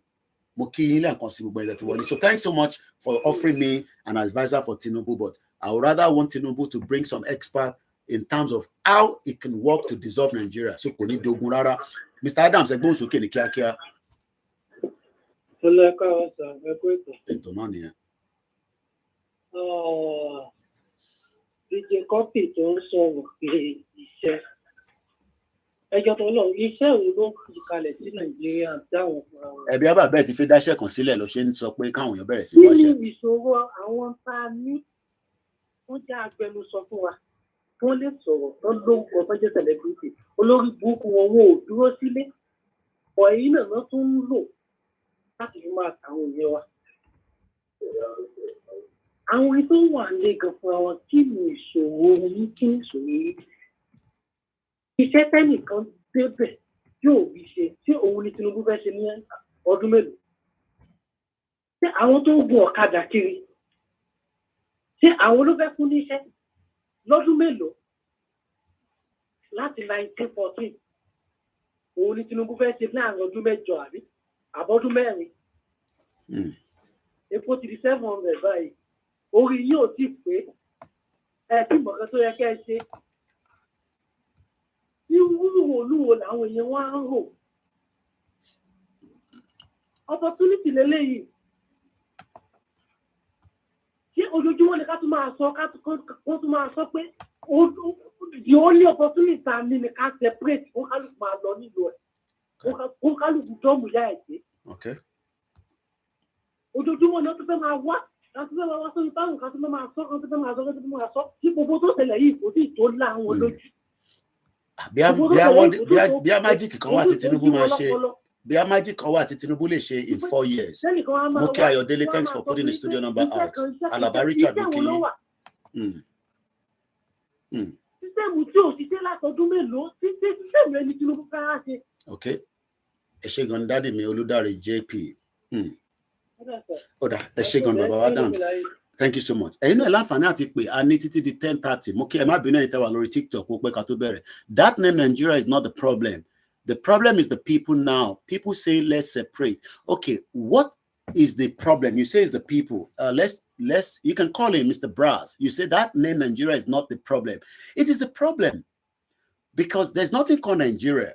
Sherry, until everybody accept that there was nothing called Nigeria before the 1914.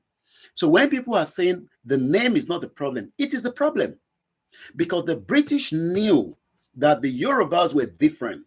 The Igbos were different, even though we all have our own different issues, even till date.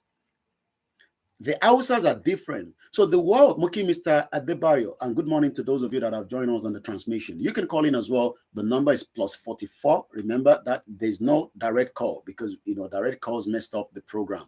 When somebody's on the WhatsApp, direct call override it. But it's all WhatsApp. It's a studio number. You can call in. So when people are saying that the name is not the problem, the people, it is the reason why we are saying is the problem because we are ethnic people. And I believe there's a lot of reflection here. Yeah. It is the people. And until we all accept that that is not going to make Nigeria great. Because let me give an example. They're playing a World Cup now. What about 90 minutes? Wow, extra 2 minutes left. New Zealand is leading because it will come anyone will support Lule Diamond. So let me give an example, Mr. Brass. You say the name Nigeria is not a problem. Even the English, I'm talking about the English, they don't like the Scottish. The Scottish don't like the Welsh. There's no way we can change the name. We need to go back to each nation separate. That doesn't mean that we will not have cordial relationship. The UK left European Union in 2016. They voted out. But today, they can still travel to European country. So when people are saying that, Orukoye got the problem, Orukoye got the problem, and this caller is calling from Nigeria, and I believe this person is an engineer because Mori generator condori status, I don't know. Hello, caller, go ahead. Under 2 minutes. Hello, sir. Egbo's okay. Hello, sir. I think going here, Egbo's okay. Okay, hello, sir. Ekabo Sorieto. Yes, sir. Sir. Adúpẹ́ f'Elédùmarè. Ṣẹ́rí ìlú Dagboro ni. Kò sí tí Tinubu lè ṣe. Kò sí nǹkan tó lè ṣe. Àgbọ̀yìn sà. Scammer ni gbogbo wọn pẹ̀lú 8,000 àbí gbogbo ẹ̀tọ́ ni wọ́n múlẹ̀ scammer ni.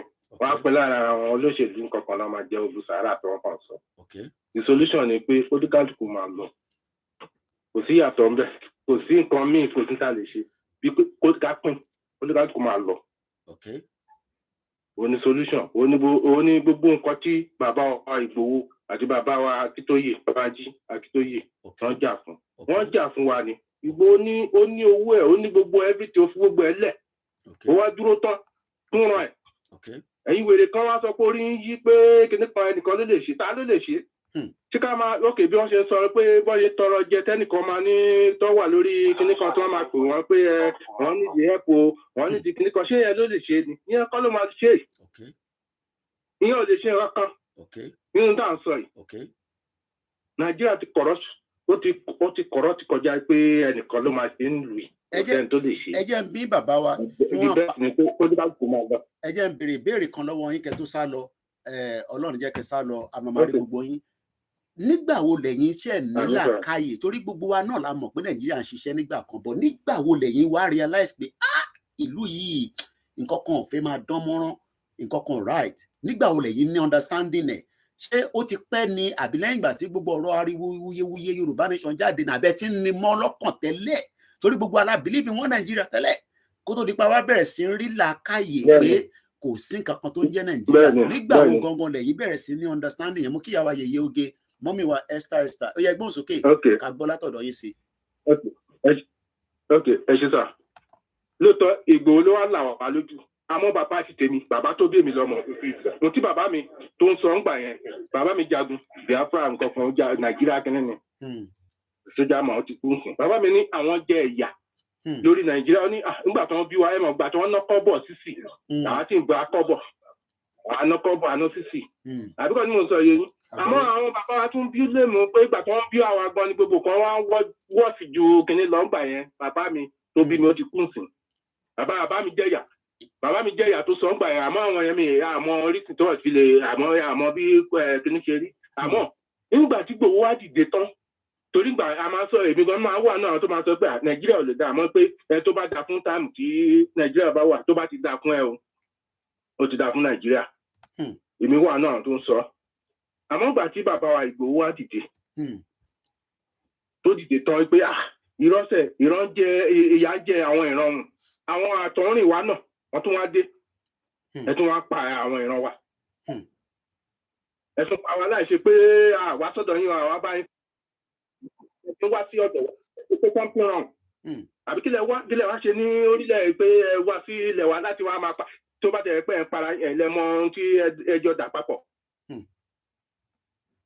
àmọ́ kí ni rísìn tẹ́ fi wá sí orí ilẹ̀ wa tẹ́ wá ń ṣe àwọn tẹ́ wá pa wá tẹ́ wá jí wa gbé because àárín ẹ̀gbọ́n ò yé mi kò lórí pọ́ǹtì yẹn náà kò yé Tinubu náà kò lè sọ pé òun mọ̀ sí olùdẹ́bà ní ká bọ́ ẹ ká fọ́ ogun ẹ̀ because ẹ tó bá ní òun tòun ló kàn ó ló lé kíní onírísìn òun náà ní rísìn tó náà fi kó ọgùn torí Tinubu náà láti lẹ̀ ọmọọ̀ta ni ń ká ọmọọ̀ta kọ́ pààyàn kan ṣe gbẹ̀ láti lẹ̀ ni ẹ jẹ́ ká bẹ́ ogun ẹ̀ lójú ká fọ́ ogun ẹ̀ kí gbogbo ẹ̀ fọ́ tán ojú àfọ́ ẹ̀fọ́ tán kíní kan ló máa dálẹ̀ oníṣù because a lè máa wà kí ìran wa máa jẹyà kí bàbá kan wá dìde fún wa káwọn wèrè kan náà tó wá sọ pé àwọn lọ́tẹ̀ àwọn wèrè nílẹ̀ Yorùbá tó máa sọ pé kí ni Ìgbòho ṣe kí ni kò ní dá ìran wọn láti ìran díran wọn òfò náà máa ṣe mi pèsè kí ni máa kàn gbọ́ èyí dára Kóìkì èmi ò lọ skul àwọn máa gbọ́ Kóìkì àmọ́ tó yìnbọn bá jù lọ́dọ̀ Kóìkì èyí dára mọ̀ pé kí ni àti Yorùbá yìí ọmọ tá lè ní. Kò tẹ̀ sí nǹkan kan tó jọ ẹni sùúrù ṣe é ní ọ̀dà mò ń gbádùn yín. Mò ń gbádùn yín máa sọ̀rọ̀ lọ. Ẹni mo rò pé ẹ fẹ́ bá bẹ̀rẹ̀ dé. Mò ń gbádùn yín. Ọmọ tá lè ní àmọ́ òun náà ọmọ tàwa náà tí wọ́n mu drug tí drug ti yí wọn lórí àwọn náà mu drug ká mú gan oníṣẹ́ wọn lè mọ ọṣẹ gan mu drug ìgbà ọ́fíìsì àwọn ọ́fíìsì. Nígbà yẹn wà nù ayé Gani Adams àti fẹsifásitì àwọn olóko báyìí máa ń sọ nǹkan kan àmọ́ gbòòrò iná náà tí wọn kó tó di pé kíní àmọ́ ní OPC náà ẹ jẹ́ ká là níwọ̀n ọ̀bá díẹ̀ tèmi náà lẹ́sìpírẹ́ǹsì alọ́ oko ẹbí Gani Adams mo tí ì fẹ́ fàyọ̀ bẹ́ẹ̀ ni Gani Adams ṣe ṣàlùdá tó oko lẹ̀ ẹ jẹ́ kó la tèmi sì kó là kanlẹ̀ torí nǹkan tí mo gbóró mi mo fẹ́ là because a lè máa tọrọ owó ìran ò lè máa ìyà ò lè máa jẹ wá ká sọ pé ẹnìkan ní kíní kan náà ok ìgbà tí Gani Adams ò lówó tí ò ní anything kò yóò ṣe kíní náà ń sì ó ti di kíní ìwọ̀nba ní ó máa sọ pé òun máa ṣe mọ̀ yes ẹ jẹ́ ká sòótọ́ ìwọ̀nba ló máa sọ pé kíní owó ti dé sí torí ńgbà tí wọ́n kọ́ fún lówó ńgbà tí wọ́n jà fún June 12 àjọ wàánu kíní ni tí wọ́n ṣe meeting June 12 ńgbà yẹn tọ́jọ́ pé wọ́n dídọ́ Abíọ́lá pé kán ṣàfún June 12 tó yẹ pé Èkó nìkan náà ṣe àlá ńgbà yẹn ó níbi tá a tún máa lọ ṣe meeting excellent hotel a máa wọ white táwọn wọlé sínú excellent hotel ìgbà tí wọ́n máa kọ́ fún bàbá ní white tó máa fún ní mọ́tò ó ní lẹ́sọ̀sì lélẹ̀ ó ní lẹ́sọ̀sì tó ṣe jagun àwọn anú mítì yẹn kì í ṣe pé báwọn ṣe ń sọ lẹ́yìn àbí wọ́n sọ ní kíníkan kìnìkan làwọn èèyàn wà ní pé kó gbà ó ní jìpù ní mọ́tò tí wọ́n lè fi jagun kankan nígbà yẹn tí ò ti sí kíní tí ò gbọ́ nǹkan tí lọ àsìnọ́mà ọmọ náà bàbá ti ṣe kínní òun wò gbà ó ti bí wọn ti lówó gbọ́dọ̀ máa fi nǹkan kan bẹ́ẹ̀ torí àwọn wèrè tó máa sọ pé Yorùbá ṣe jà kan Ìgbòho tó wá dìde tán tó jà fúnra ẹ̀ kọ́ ṣé kò lówó ni wọ́n fẹ́ pa bàbá oníbàbá mọ́lé wọ́n wọlé ti bàbá oníbàbá tó jà fúnra ẹ̀ pé ìran ṣé kò lówó ni tó bá yẹ pé òun ṣe ẹni tì tá ló fẹ́ mu àwọn ọmọ ẹ̀ wọn sí Nàìjíríà náà wọ́n wà ní òyìnbó wọn gbádùn ayé wọn ó ti tírẹ́nì ìdélẹ́bù òun náà jẹ́yà ó mọ bó ṣe rí ó mọ bí Nàìjíríà ṣe rí pé ìlú yìí ò lè wọ̀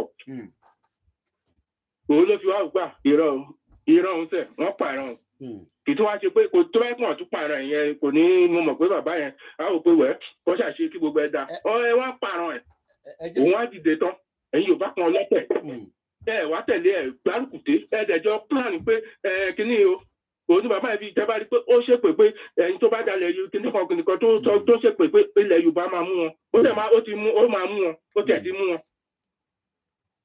Ó dà ẹjẹ́ torí gbogbo wọn tí ò bá kó máa jẹ. ìbéèrè ẹyọ kan torí àsìkò ṣé lótìtọ́ ẹni tó ń sọ pé the background is dark tá a bá ti ṣe program báyìí tó bá rí báyìí accept pé àwa la adjust ẹ̀ bẹ́ẹ̀ nǹkan fi ń pè ní media nìyẹn media lè make it bright ó dẹ̀ lè make it dark so kò sí nǹkan kan tó ṣe background ni àwa la ṣe bẹ́ẹ̀ bàbá mi ẹ má parọ́ fún gbogbo wa o ẹ má nítorí ẹ mu ògógóró kò ní kan àìmọye ọmọ ìbò tó ń mú ògógóró tó ń táyé wọn dẹ̀ ń lọ bó ṣe yẹ kó lọ ṣé ìyà ń jẹ ọmọ Yorùbá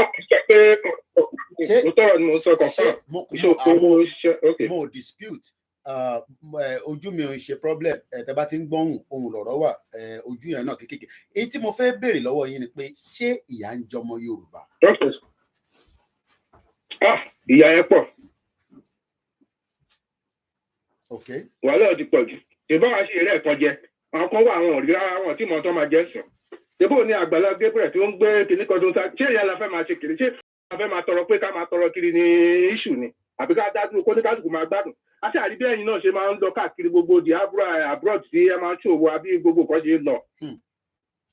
ìlú ìyá ní epo a ní gbogbo everything Ọlọ́run jogún ẹ̀ fún wa kí ló dé tí àwa ń jẹ ìyà. tí ayé bá wà fúnrú ẹ̀yin báyìí tí ayé bá wà fúnrú ẹ̀yin ẹnu ẹ̀ lọ sí school èmi ò bí lè pe ọ̀rọ̀ school ló wà nílẹ̀ but ẹni iṣẹ́ ọwọ́ tẹ kọ́ ní ká béèrè pé mo ní ẹni iṣẹ́ ọwọ́ àbí. iṣẹ́ ọwọ́ mi tèmi kọ́ lèmi fi manage ara mi díẹ̀díẹ̀ báyìí torí mi máa sọ fún mi pé mi sílẹ̀ Yorùbá Àbújá mo wà ibi tí mo ti wá manage tí mo fi rí owó sẹ́ẹ̀dì sílé àmọ́ owó yẹn náà kì í ṣe pẹ́ nìkan àmọ́ ká ṣáà rí wọn náírà káwọn ọmọ ìyàwó ẹ̀ tí kọ́ máa rí nǹkan jẹ òun àfi dúró sí lẹ́bù ni wọ́n tí mo sọ fún yín iṣẹ́ wọ́n tèmi kọ́ lèmi fi mo fi rọ́wọ́ mú lọ sẹ́nu díẹ̀díẹ̀. ìbéèrè alákọ̀ọ́kọ́ tó máa jẹ́ ìgbẹ̀yìn tí mo fẹ́ bi ni pé àwọn tó jẹ́ ọmọ Yorùbá tó ń bẹ níta wọ́n ní Nàìjíríà sì máa da pé gbogbo ẹ̀yin tẹ́ wà nílé ẹ ṣe sùúrù díẹ̀ èyàn àwọn tó wà níta ni kò ń ṣe àwọn tó wà nílé mọ́ nísìnyí àwọn tó wà níta tó jẹ́ ẹ̀yìn odi tó wà ní. ẹ̀yin tẹ́ wà ní diaspora ní diaspora kí lẹ máa sọ fún wa rú àwọn èèyàn bẹ́ẹ̀ torí wọ́n ní Kóìkì ló ń dá wàhálà sílẹ̀ pé èmi ni mò ń convince ẹ̀yin tẹ́ wà nílé. bàbá ṣe rí àwọn yẹn wọ́n rí kan jẹ náà ti rí opportunity àti wọlé síbi tí ìlú tí ó rọrùn fún wọn because ibẹ̀ yẹn ti rọrùn fún wọn ni wọ́n wọlé sí ìlú onílùú wọ́n ṣe ìlú yẹn ó dáa wọ́n wọlé síbẹ̀ wọ́n rí gbádùn bẹ́ẹ̀ òun náà ẹlẹ́yin wọ́n lè fi lẹ́nu bá nínú àwọn olóṣèlú kọ̀ọ̀kan tó gbé wọn wọlé àbí wọ́n rí owó kan díẹ̀ tó wọ́n rí jẹ tó fi wọlé síbẹ̀ òun náà fi sọ rádaràda lẹ́nu because they are saying rubbish. bàbá yìí tún sọ òyìnbó ẹ̀dẹ̀ náà lọ sí school òyìnbó lẹ́sọ̀ yìí náà ẹni dẹ̀ saying rubbish òyìnbó ńlá lẹ́sọ̀ yẹn. òyìnbó rọ́bìṣì omi pé èèyàn gbẹ ẹmọ̀gbẹ́ tó bá ti gbé èkó tó ti wà lẹ́kọ̀ọ́ náà a ní àwọn broken tó wà máa sọ tí ó máa tó dẹ̀jọ́ mọ̀ gbòòrò. tó dẹ̀ mọ̀ gbòòrò ẹ ṣe ìlàkàyìn òní kò ní dọ́bà láṣẹ Èdùmàrè. mo gbádùn bàbá yìí. kéré òkú wa lẹ́sẹ̀ ilẹ̀ Yorùbá yìí mú gbóyè bàgẹ́ a máa gbà ní lágbára lọ bí Ìgbòho ṣe dúró tán Ọlọ́run bá ara ẹ̀mí ẹ̀ á dúró tán bàbá wa Títóyè náà bàbá wa Ìgbòho àti àwọn tí wọ́n sọ̀pọ̀ tán dúró tán Ọlọ́run bá ara ẹ̀mí wọn. àwọn náà dúró tán pẹ̀lẹ́ mi nítorí èmi náà èmi tí àìwò èṣù pé nu ti tòkó ó láì pé ìgbà tá a má rì tán tí bá sọ ìrìn àjò mi fún yín èṣù gbẹ́nu ti tèmi náà láti ilẹ̀ àwọn bàtà máa rí ta ní ọmọ tá a ṣe ìwé tá a ṣe ìgbìmọ̀ gbàgbó ló lè ṣe bàbá yẹn tún fẹ́ dá wàhálà lẹ̀. ẹ má ẹ̀ka fi gbẹnu sọ yẹn.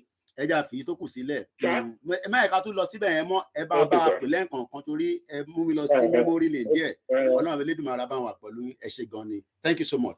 Lára àwọn tó ń bẹ nílé ní Àbújá ni bàbá yìí ti pè wọ́n pè mí rí nọ́mbà wọn gan wà safe. Ẹ lára ń tàn sọ pé ṣẹ́rẹ́yìn diaspora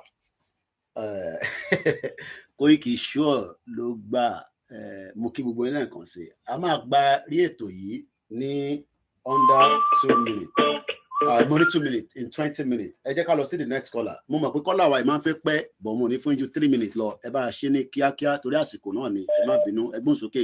ok ẹ ṣé gan. bàbá mi ọmọ ṣe bí mo ti play video yín títí o ó yẹ gbóhùn sókè my brother Shalom good morning. ok yeah ẹ ṣé gan Shalom so nípa the Prince Trust yẹn. yes mo mọ̀ pé ẹ̀yin máa move from the another angle mo ń gbọ́dọ̀ yín yes go ahead. all praises because that the Prince Trust yẹn tẹ́ bá wò ìgbà wo ni the Prince Trust wọ Nigeria tẹ́ bá mọ̀. ẹ̀yin máa sọ̀rọ̀ lọ màá bá ń check lórí Google. okay yeah because Catherine Lang ó tó di pé ó kúrò ń bẹ̀ sometime middle last year ó sọ pé Nigerian youth their plan for Nigerian youth I saw the write out lórí newspaper. Gbogbo gbàyẹn tó ń lọ sí àwọn abúlé àwọn ọba tó ń sọ pé. Láti March last year, ẹni sùúrù láti March last year, 3rd of March, according to orí page Prince Trust gangan, mo rí tó sọ pé getting to launches in Nigeria, delivery of Prince Trust International get into program recently began for the first time in Nigeria, giving young people from the country a new avenue to access sustainable and long-term employment. That was March last year, and that was before Katrina Lang left. Go ahead. Sustainable. Okay, now, Tabago, what is their purpose there in Nigeria? Now, they don't destroy Nigeria. It is British government, the royal family. Okay? So they are the one that destroyed that country to the level that it is now. Okay, we know Yoruba said they want to go. Biafra said they want to go. The British said no, they want more Nigeria. Okay, we know that is for their own interest. Now, okay, their purpose of coming to Nigeria, okay, yeah, they want to empower the youth. Okay, now, how do you empower the youth to give them basic education up to whether university level or what? But my question is, ìgbà tí bàbá wa Awólọ́wọ̀ tó wà Western region, àmì ìdẹ̀rántí bàbá Jákàndé náà, ṣé àní gbogbo àwọn free education wọ̀nyẹn? Gbogbo nǹkan táwọn sọ pé àwọn fẹ́ wá fún wa ń sìn, we had all those, but what is there is pé the British government had to destroy all those things in a way by bringing their own government, their own president to rule Nigeria.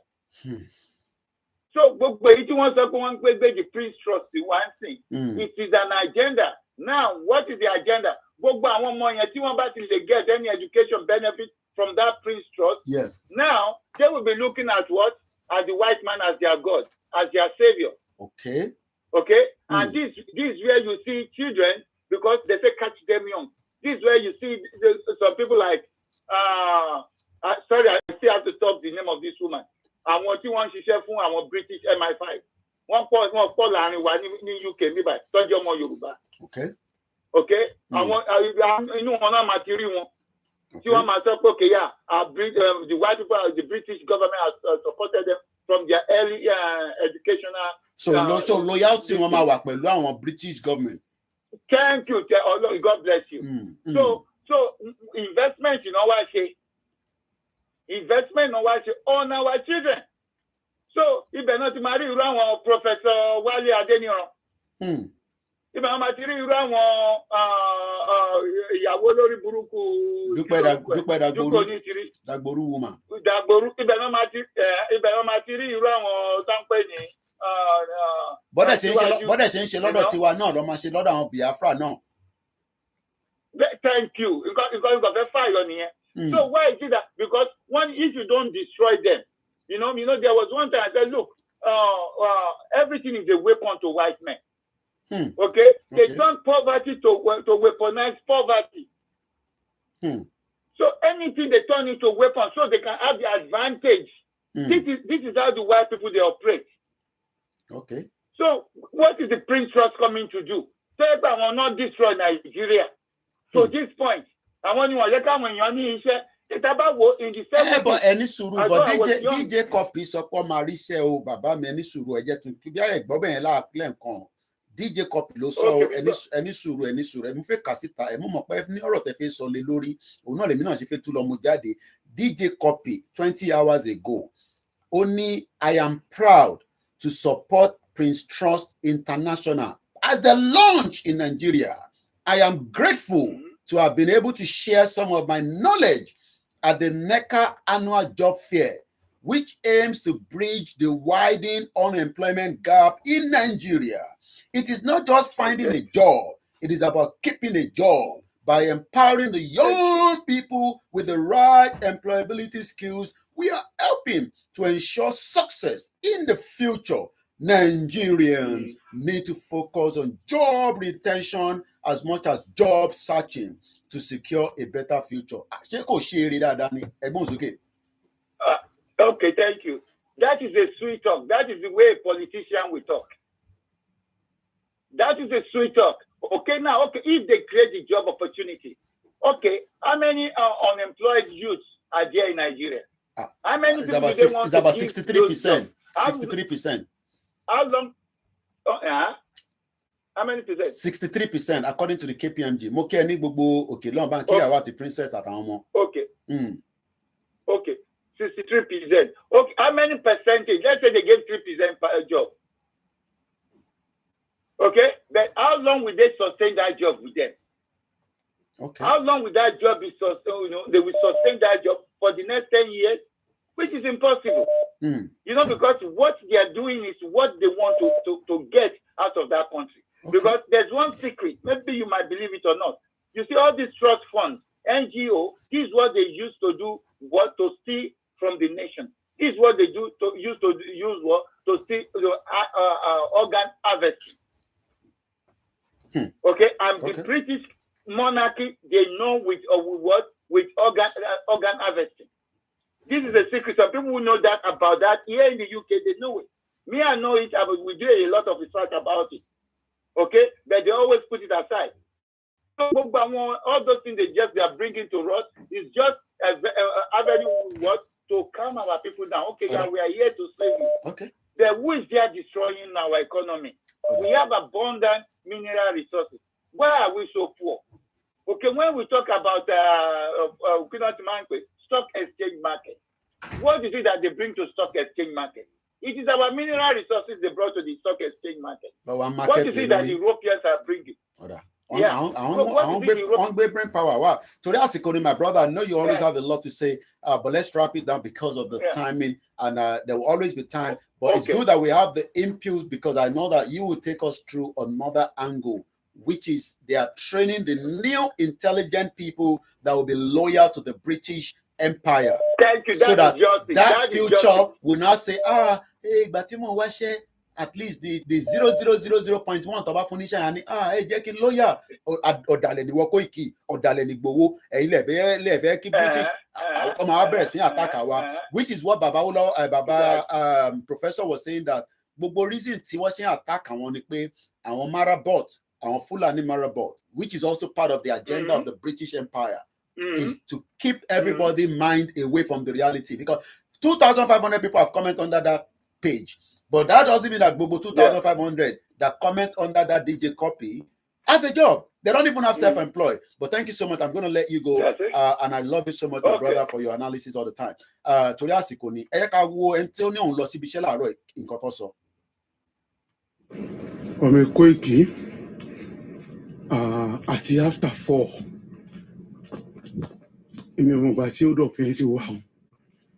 But after 4, mo ti wà lọ́nà. Ẹni tó sì ní iṣẹ́ tó lọ láàárọ̀ ènìyàn o láti fọ̀ wọ́n sì lọ sọ́nà àpápá. Governor wà. Kò sí governor. Kí senator wà. Kò sí senator. Tí olúọmọ tó tún jẹ́ ọmọ Ifọ̀. Kí ni ẹni ṣe? Àbújá ló gbọ́mọ ń gbé nísìnyí kò gbé nífọ̀. Èmi máa jẹ́ 19 bẹ́ẹ̀ àbí. And then my baby date is at the time. 19 of Send the July. video sí wa báyìí. 2023. Ẹ ṣé gan bàbá ọmọ ṣe bí. Ẹ wọ̀nà ẹ̀fọ́. Wọ́n ní ká wọ̀nà fọ́ o. Àti trailer o. Àti trailer o. Àti car. Àti Kò lè kọjá mọ́. Kò sẹ́ni kankan tó lè kọjá mọ́. And this is what is going on in our territory. Níbi tán pè nílẹ̀ Yorùbá. Let's think somebody was still pushing to call. I still have the last 10 minutes. I'm going to allow the next caller. TikTok. Somebody was advising that Tinubu should bring me on a special board in that time. I don't need Tinubu to give me that special. I need Tinubu to dissolve Nigeria in a way that there will not be any fight. Everyone's okay, Mr. AY, quickly because of the time constraint. Ṣé ẹ ń gbọ́ mi dáadáa ṣá? Ẹ̀yin máa sọ̀rọ̀ lọ, à ń gbọ́ yín. Èèyàn tó ń bi pé kò ń ṣe Nàìjíríà ní problem. Nàìjíríà ò lè dá láíláí. Nàìjíríà gangan ní problem wa. Okay. It's because àwa individual ń lọ sí many country. Kàdé ń obey òfin ìlú yẹn. Kàdé ń ṣe dáadáa. Okay. Ó mì pé Nàìjíríà ní problem wa. Ẹ jẹ́ ká bíra wa sọmọ Yorùbá. Kí ni Nàìjíríà gan contribute sí ìgbésí ayé wa? Nothing. Okay. Yorùbá ò ń ṣaṣẹ́wó tẹ́lẹ̀. Okay. Yorùbá ò ṣe àlùmọ́jìrì. Okay. Ta ló fún wa? Okay. Nàìjíríà. Igbo náà sọ tiẹ̀. Igbo náà ó ní nǹkan tí Igbo ò sí tẹ́lẹ̀ tó jẹ́ pé Nàìjíríà náà ti rí. The same thing Hausa náà ó ní tẹ́lẹ̀ tó jẹ́ pé a máa sọ pé àwọn Hausa ló wà honesty jù. Ṣé a lè sọ bẹ́ẹ̀ sí? So Nàìjíríà ò fún wa kankan. Ṣé eré tó sọ pé òun gbéṣẹ́ bọ̀ yẹn? Wọ́n fẹ́ fi promote àwọn royal fathers wọn ní. Against àwọn royal fathers ti yín ni. Tí àwọn yẹn bá ti wá sí in collaboration with their government níbí. Wọ́n máa fún yín níṣẹ́ kankan wọ́n á select àwọn èèyàn wọ́n máa fún iṣẹ́ ẹ̀yin náà máa lò against the government ìlú yín ẹ̀yin náà máa lò fún any protest nílùú yín ẹ̀yin náà máa lò fi da ìlú yẹn rú. Sẹ́ni gbogbo ilé kò sí kankan ní Nàìjíríà fún wa kò sí anything bí kò ṣe ká pé sẹ́ni Nàìjíríà wọ́n create ẹ̀ láti fi máa jalè fún àwọn èèyàn tó bá mọ olè jà ní anybody. Àlejò lè wá sí Nàìjíríà kó jalè ẹ̀yin ẹbí ra rí tani 8,000 tí Tinubu fẹ́ máa fún àwọn èèyàn yẹn ẹ béèrè tani Nàìjíríà gan ọ̀là ṣe fẹ́ mọ Nàìjíríà báwo ẹ̀yin èèyàn mi áò báwo la ṣé a máa sọ pé ìwọ kò bá ti ń lọ sí CAC ní Nàìjíríà or ìwọ kò bá ń lọ sí mọ́ṣáláṣí báwo how do we want to know?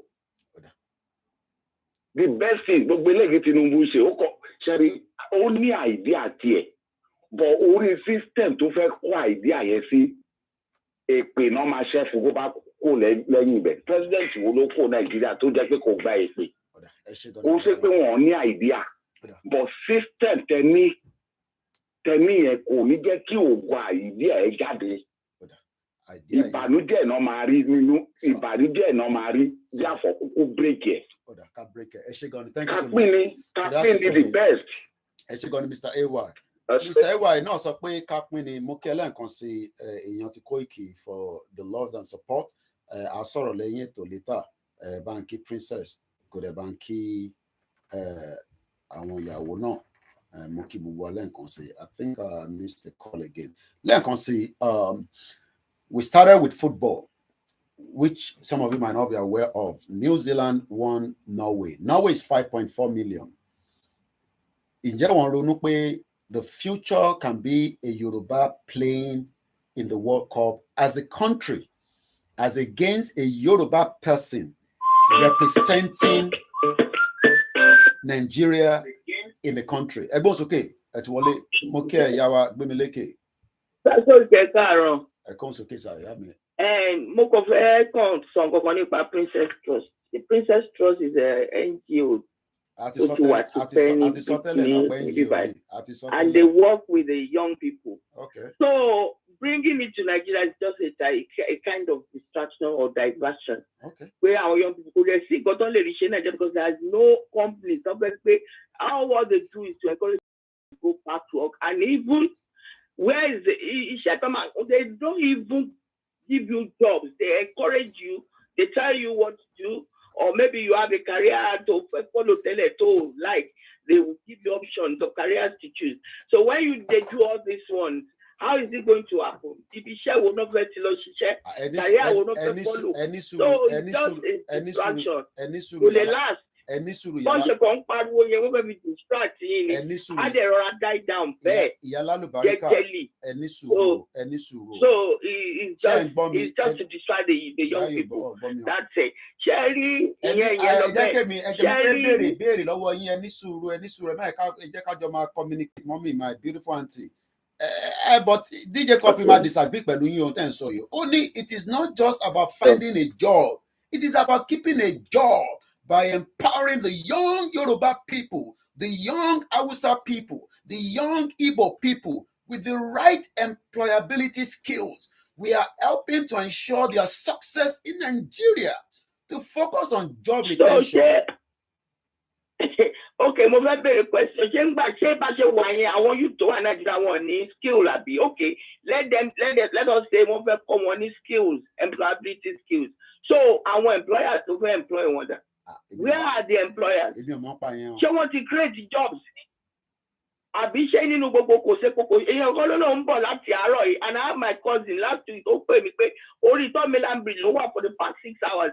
Ṣé okay, there is no kò sí ẹ̀fọ́ wọn kò máa pariwo yẹn, do you understand? Àwọn yóò dáná máa rò pé àwọn tó ti ní nǹkan kan táwọn fẹ́ ṣe láti distract wọn, especially woman tó gbé wá yẹn. Ṣé mo pé gbogbo japa syndrome yìí náà distraction náà ni. So òun wá gbogbo nǹkan láti distract àwọn youth wa, so wọn ò ní repeat answers àwọn tó ń ṣe yẹn. But ebi kan sọ ni pé bó ṣe dé yẹn Jídé Cuppy could be a mouth for them. Bóyá wọn sanwó fún àbóhùn láti korúkọ kan sọ tiẹ̀ ni. It's not going to happen. It's not even going to ṣẹlẹ̀. Do you understand me? Torí wọn máa kọ́ tó bẹ̀rẹ̀ wọn ti fail. Do you understand me? Yeah. There are no employers to employ these people. Oh, tó sọ wọn bá rí 1,000 people láti. They just iṣẹ́ wọn kàn ní to teach you to like me be mentor. To mentor you to get how to get jobs. Okay. So or change your career if you don't think your career is not that good. But where is the environment? People yẹn ti fẹ́ ṣẹlẹ̀. I'm sorry, we ti fẹ́ dàrú. We are on the precipice and the other pé kíní mọ́tò tó wà lórí òkè kékeré tó ti yí tó fẹ́ dànù lọ́rọ̀ Nàìjíríà. So I'm sorry, pé bàbá kú ń bèrè rúgbọ̀n. So it's a non-grata. That is just kò ní nǹkan kan ṣe pẹ̀lú wa. Wọ́n kàn fẹ́ fi distract tiwa ni. Then gbogbo nǹkan tí gbogbo wọn sọ pọ̀rọ̀ Tinubu àwa ti rí nígbà tí Tinubu débẹ̀ yẹn as a president coming in. Kò rí hardship àwọn èèyàn ẹ. So they sọ epo di 500 padà. Tó bá ń gbé pọ̀ kò yẹ kó sọ pé kó ń gbé padà. Lọ́nà sáàmì àwa kan ti sunkún ẹ̀ pé nǹkan tí ojú àwọn èèyàn wa máa rí. So tó bá ń jìyà ń sìn. Nítorí mú wọn tó ṣèyẹ tó dákẹ́ sílé tí wọn kó jáde kó máa pariwo. Wọ́n á jẹ ìyà yẹn tẹ́rùn. Torí mo ti rí pé àwọn tó ṣáyé pé lánàá wọ́n sọ pé kó di 700. One stupid man came out ó bẹ̀rẹ̀ sí ṣe pé gbogbo àwọn tó sọ kó di 700 pé kán lọ wo ilé epo kan 488 ló ń tepo. Irú àwọn èèyàn bẹ́ẹ̀ yẹn ohun tí ẹ̀yin yòókù bá dìde tẹ̀bẹ̀rẹ̀ sí lù wọ́n pa. Kẹpa wọn kẹ dáná sun wọn. Then they will not know that you are serious because you people should be on the street by now. If you do not have that brain, then kẹ́ máa jìyà yẹn lọ ni we are watching. Brother mi good morning. Yàrá lùbáríkà táwọn ìyá yìí bá ti pè mọ̀ pé àwọn mothers wa ọ̀nà táwọn bá ń pè ó máa ń yàtọ̀ sí báwa ṣe máa ń gbé ọ̀rọ̀ kalẹ̀. Èmi kúkú kọ́ mo sọ̀rọ̀ DJ Cuppy ló sọ̀rọ̀ ó ní nǹkan máa lọ bó ṣe jẹ́ kó lọ. Ẹ jẹ́ ká gbọ́ di fídíò yẹn padà again ká tó máa mẹ́tò yẹn wá sílẹ̀ èyí tí a fi bẹ̀rẹ̀ lákọ̀ọ́kọ́. Ọ̀nà mẹ́ta ni program yìí bọ́ sí ní àárọ̀ yìí. Ó bọ́ sí orí World Cup tí mo fi ṣe àkọlé ètò pé ǹjẹ́ wọn náà tẹ̀ ń ronú pé bíran Yorùbá náà bá dá dúró irú gbogbo ẹ̀yin sisters wa tí ẹ lọ ń ṣe ṣìnà pẹ̀lú àwọn ọkùnrin ẹ lọ máa represent wa a máa ní league obìnrin mo mọ̀ bí a league obìnrin wà ní Nàìjíríà I don't know tọ́bìnrin máa gbá football tó yẹ pé irú brother mi kan tó yẹ pé òun ti ṣe coaching training mo fi sọ ìlú tó wà ó wà nílùú kan tó yẹ pé ó ti gbá bọ́ọ̀lù níbẹ̀ ó ti ṣe training fún coach irú òun nísìn kò ní láti jókòó sí ìlú yẹn mọ́ àní kó máa padà bọ̀ nílẹ̀ Yorùbá àní kó ra máa padà bọ̀ nílẹ̀ Yorùbá kó ṣe kí ni kó wá bá wa darapọ̀ mọ́ bá ṣe máa kó gbogbo yín together láti wá máa gbá bọ́ọ̀lù àmọ́ ẹ̀fẹ́ yẹn ẹ̀fẹ́ yẹn ìtẹ́fẹ́ ni pé ká wà nù Nàìjíríà football tó ń gbá ní lọ́wọ́lọ́wọ́ ní New Zealand lénìí ṣe mọ̀ pé we need many people that can lock into it tó máa já àwọn obìnrin tó yẹ pé fíìzò ó máa ó náà pẹ́ mọ̀ pé football has a lot to offer but rather everybody fẹ́ di member tíìmù Nàìjíríà náà máa play o but nígbà tí mo ka report nípa ti Nàìjíríà because Nigeria also is playing at the World Cup wọ́n ní according to their coach ó ní wọ́n sanwó gbogbo tó yẹ kó san fún wọn ẹ̀kúkú ti mọ̀ pé èèyàn kan ti gba olè gbà ní òun lọ̀rọ̀ yẹn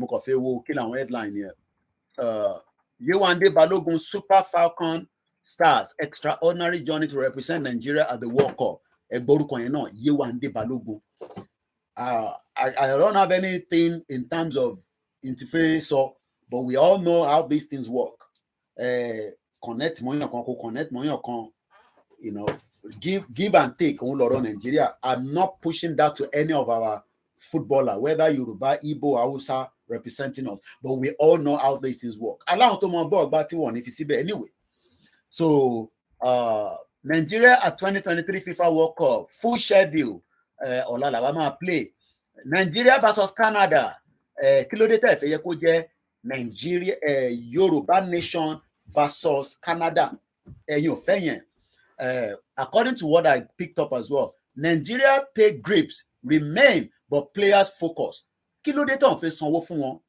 ṣé Nigeria ò lówó ni let me read this quickly before we start winding down according to this report mo fẹ́ kà Melbourne Nigeria head into the World Cup. Can you imagine Nigeria, a country that we should be proud of? We're proud of Nigeria. Shut up. You should be proud Nigerian. You're a Nigerian. You should be proud. Do you know what? Our footballer, as I speak to you, Mukin Alaji Lukman, they are going into the World Cup that they will start tomorrow with a pay dispute. Pay, owo, money kudi owo, basha, àwọn tó mọ owó, ego. There's a pay dispute. So jẹ́ kí a máa ní pay dispute. A country that has vast amount of crude oil, vast amount of human resources, vast amount of talent in Nigeria and outside, but we cannot even pay the footballer. I'm sure maybe I just see one government back best in Nigeria. Remember we saw all that played out some few years back. There's a problem between Nike and so the whole charade is where people are also making money. So some people do not want the dissolution that will create the sovereignty out of Nigeria.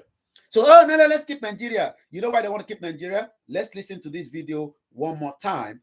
This was 2 days ago when this discussion was going between the criminal NNPC and whatever. The Super Falcon, according to their coach, have not been paid. The pay condition, the Super Falcon have won their last 3 friendlies against New Zealand, Haiti, and Costa Rica. But off the pitch, they have been a loghead with the Nigerian Football Association over pay and condition. So yẹ ká ṣì máa gbọ́rọ̀ àwọn ọ̀rọ̀ bẹ́ẹ̀ yẹn ní 2023. So yẹ kí àwa ṣì máa gbọ́rọ̀ àwọn ọ̀rọ̀ bẹ́ẹ̀ yẹn ní 2023 pé there is still a dispute with those representing Nigeria when it comes to pay. And like I said, I want to end the program at exactly 10:30. Let me remind you. So we talked about that. We talked about Omoyele Sowore saying that revolution is the final solution with Adeyan Judeji. We also talked about the caller that called, which was one of our brilliant call from Abuja. Babawa tó pè wọ́n ní Koiki Òyìnbó tẹ́ máa ń sọ nígbà mi máa ń pọ̀, but àwọn máa ń manage it. That call was a brilliant call that I've ever received in the last few years of this program. Genuine caller, genuine organic caller that said that àwa ti dàdúdú nígbà kan pẹ̀lú àwọn ibà nǹkan kan gbogbo wa nígbà tí ó 12 ìdájí sọmọ tá rí àti ṣe this kò síyàn kankan tó ń jọ mọ̀ta. It is the society ló sọ wá di that name ọmọ ọ̀tá. Bàbá yẹn dẹ̀ sọ̀rọ̀ for 10 minutes. a sọ̀rọ̀ nípa DJ Cuppy tó ní gbogbo yín máa ríṣẹ́ òun ló sọ bẹ́ẹ̀ ọ̀nà tó fẹ́ fi ríṣẹ́ fún yín I don't know but wọ́n gbé Prince Trust Foundation wá sí Nàìjíríà bí wọ́n máa relocate lọ sí gbogbo 191 local government. That is something I don't know. When we do program like this and we dim the light, it's just for a reason. There's nothing more than the fact that it's in media. We can do whatever we want in the presentation. Voice don't matter. As long as my voice comes out, that is the key aspect of the communication. And this is the last video. Let's just listen to it before I start winding down. This moment, we have marketing wing of our company. They adjust prices depending on the market realities. And this is really what is happening. This is the meaning of making sure that the market regulates itself so that prices will go up and sometimes they will come down also. And this is really what we are seeing. In reality, this is how the market works. Talking about market forces, demand and supply, doesn't mean we don't have enough supply in participants? No, that's not supply issue completely. It is not the supply. When you go to the market, you buy the product, you come to the market and sell it at its ongoing, its prevailing market price. Nothing to do with supply. We don't have supply issues.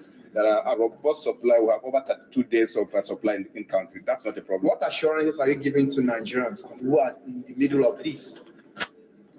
What do you mean? What assurances are you giving to Nigerians in addressing the situation as it starts? Yes, what I know is that the market forces will regulate the market.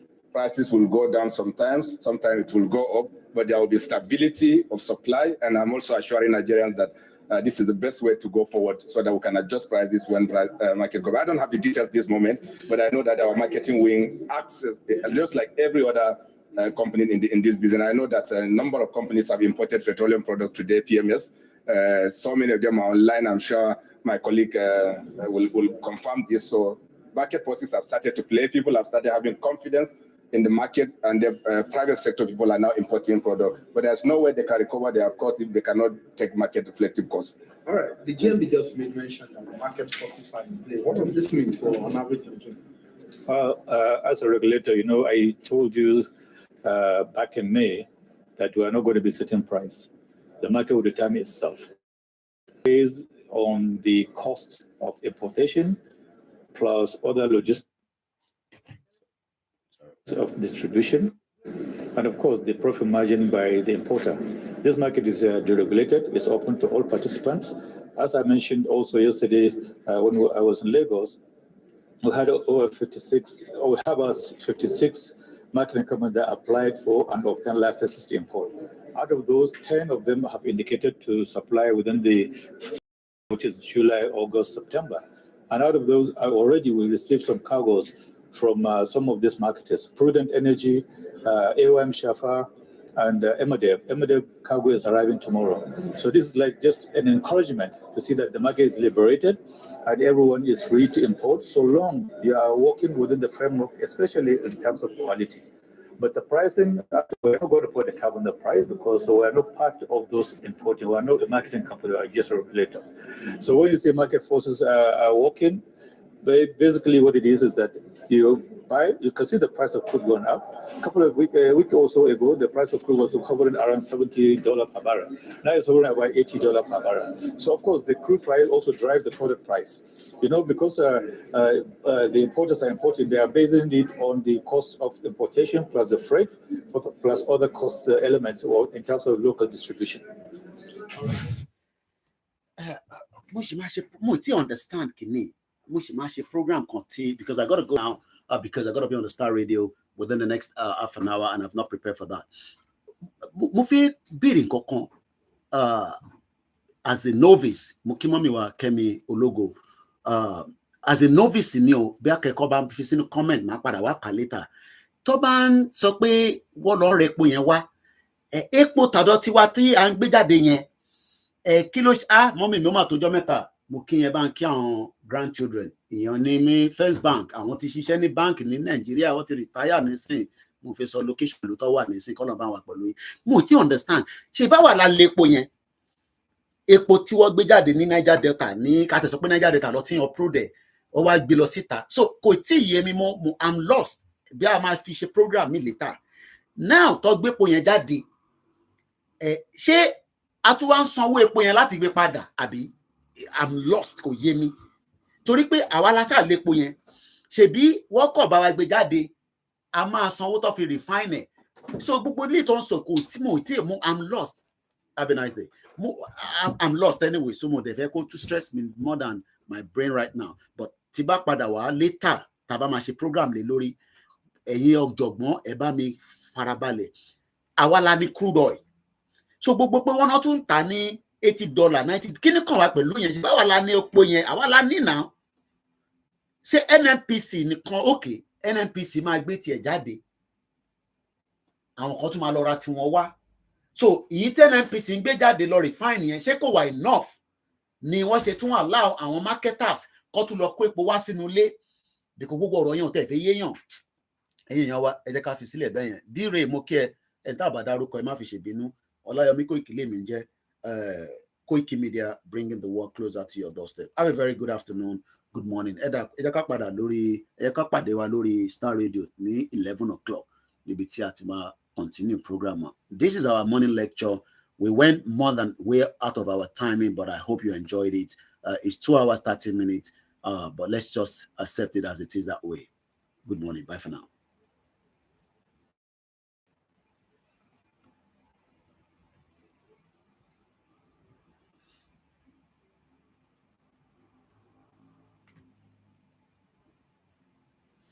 Okay, we'll go and conceal.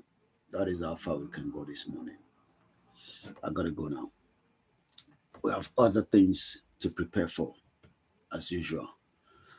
Media is never ending. 24/7 in media. We're watching here. Another one I to prepare.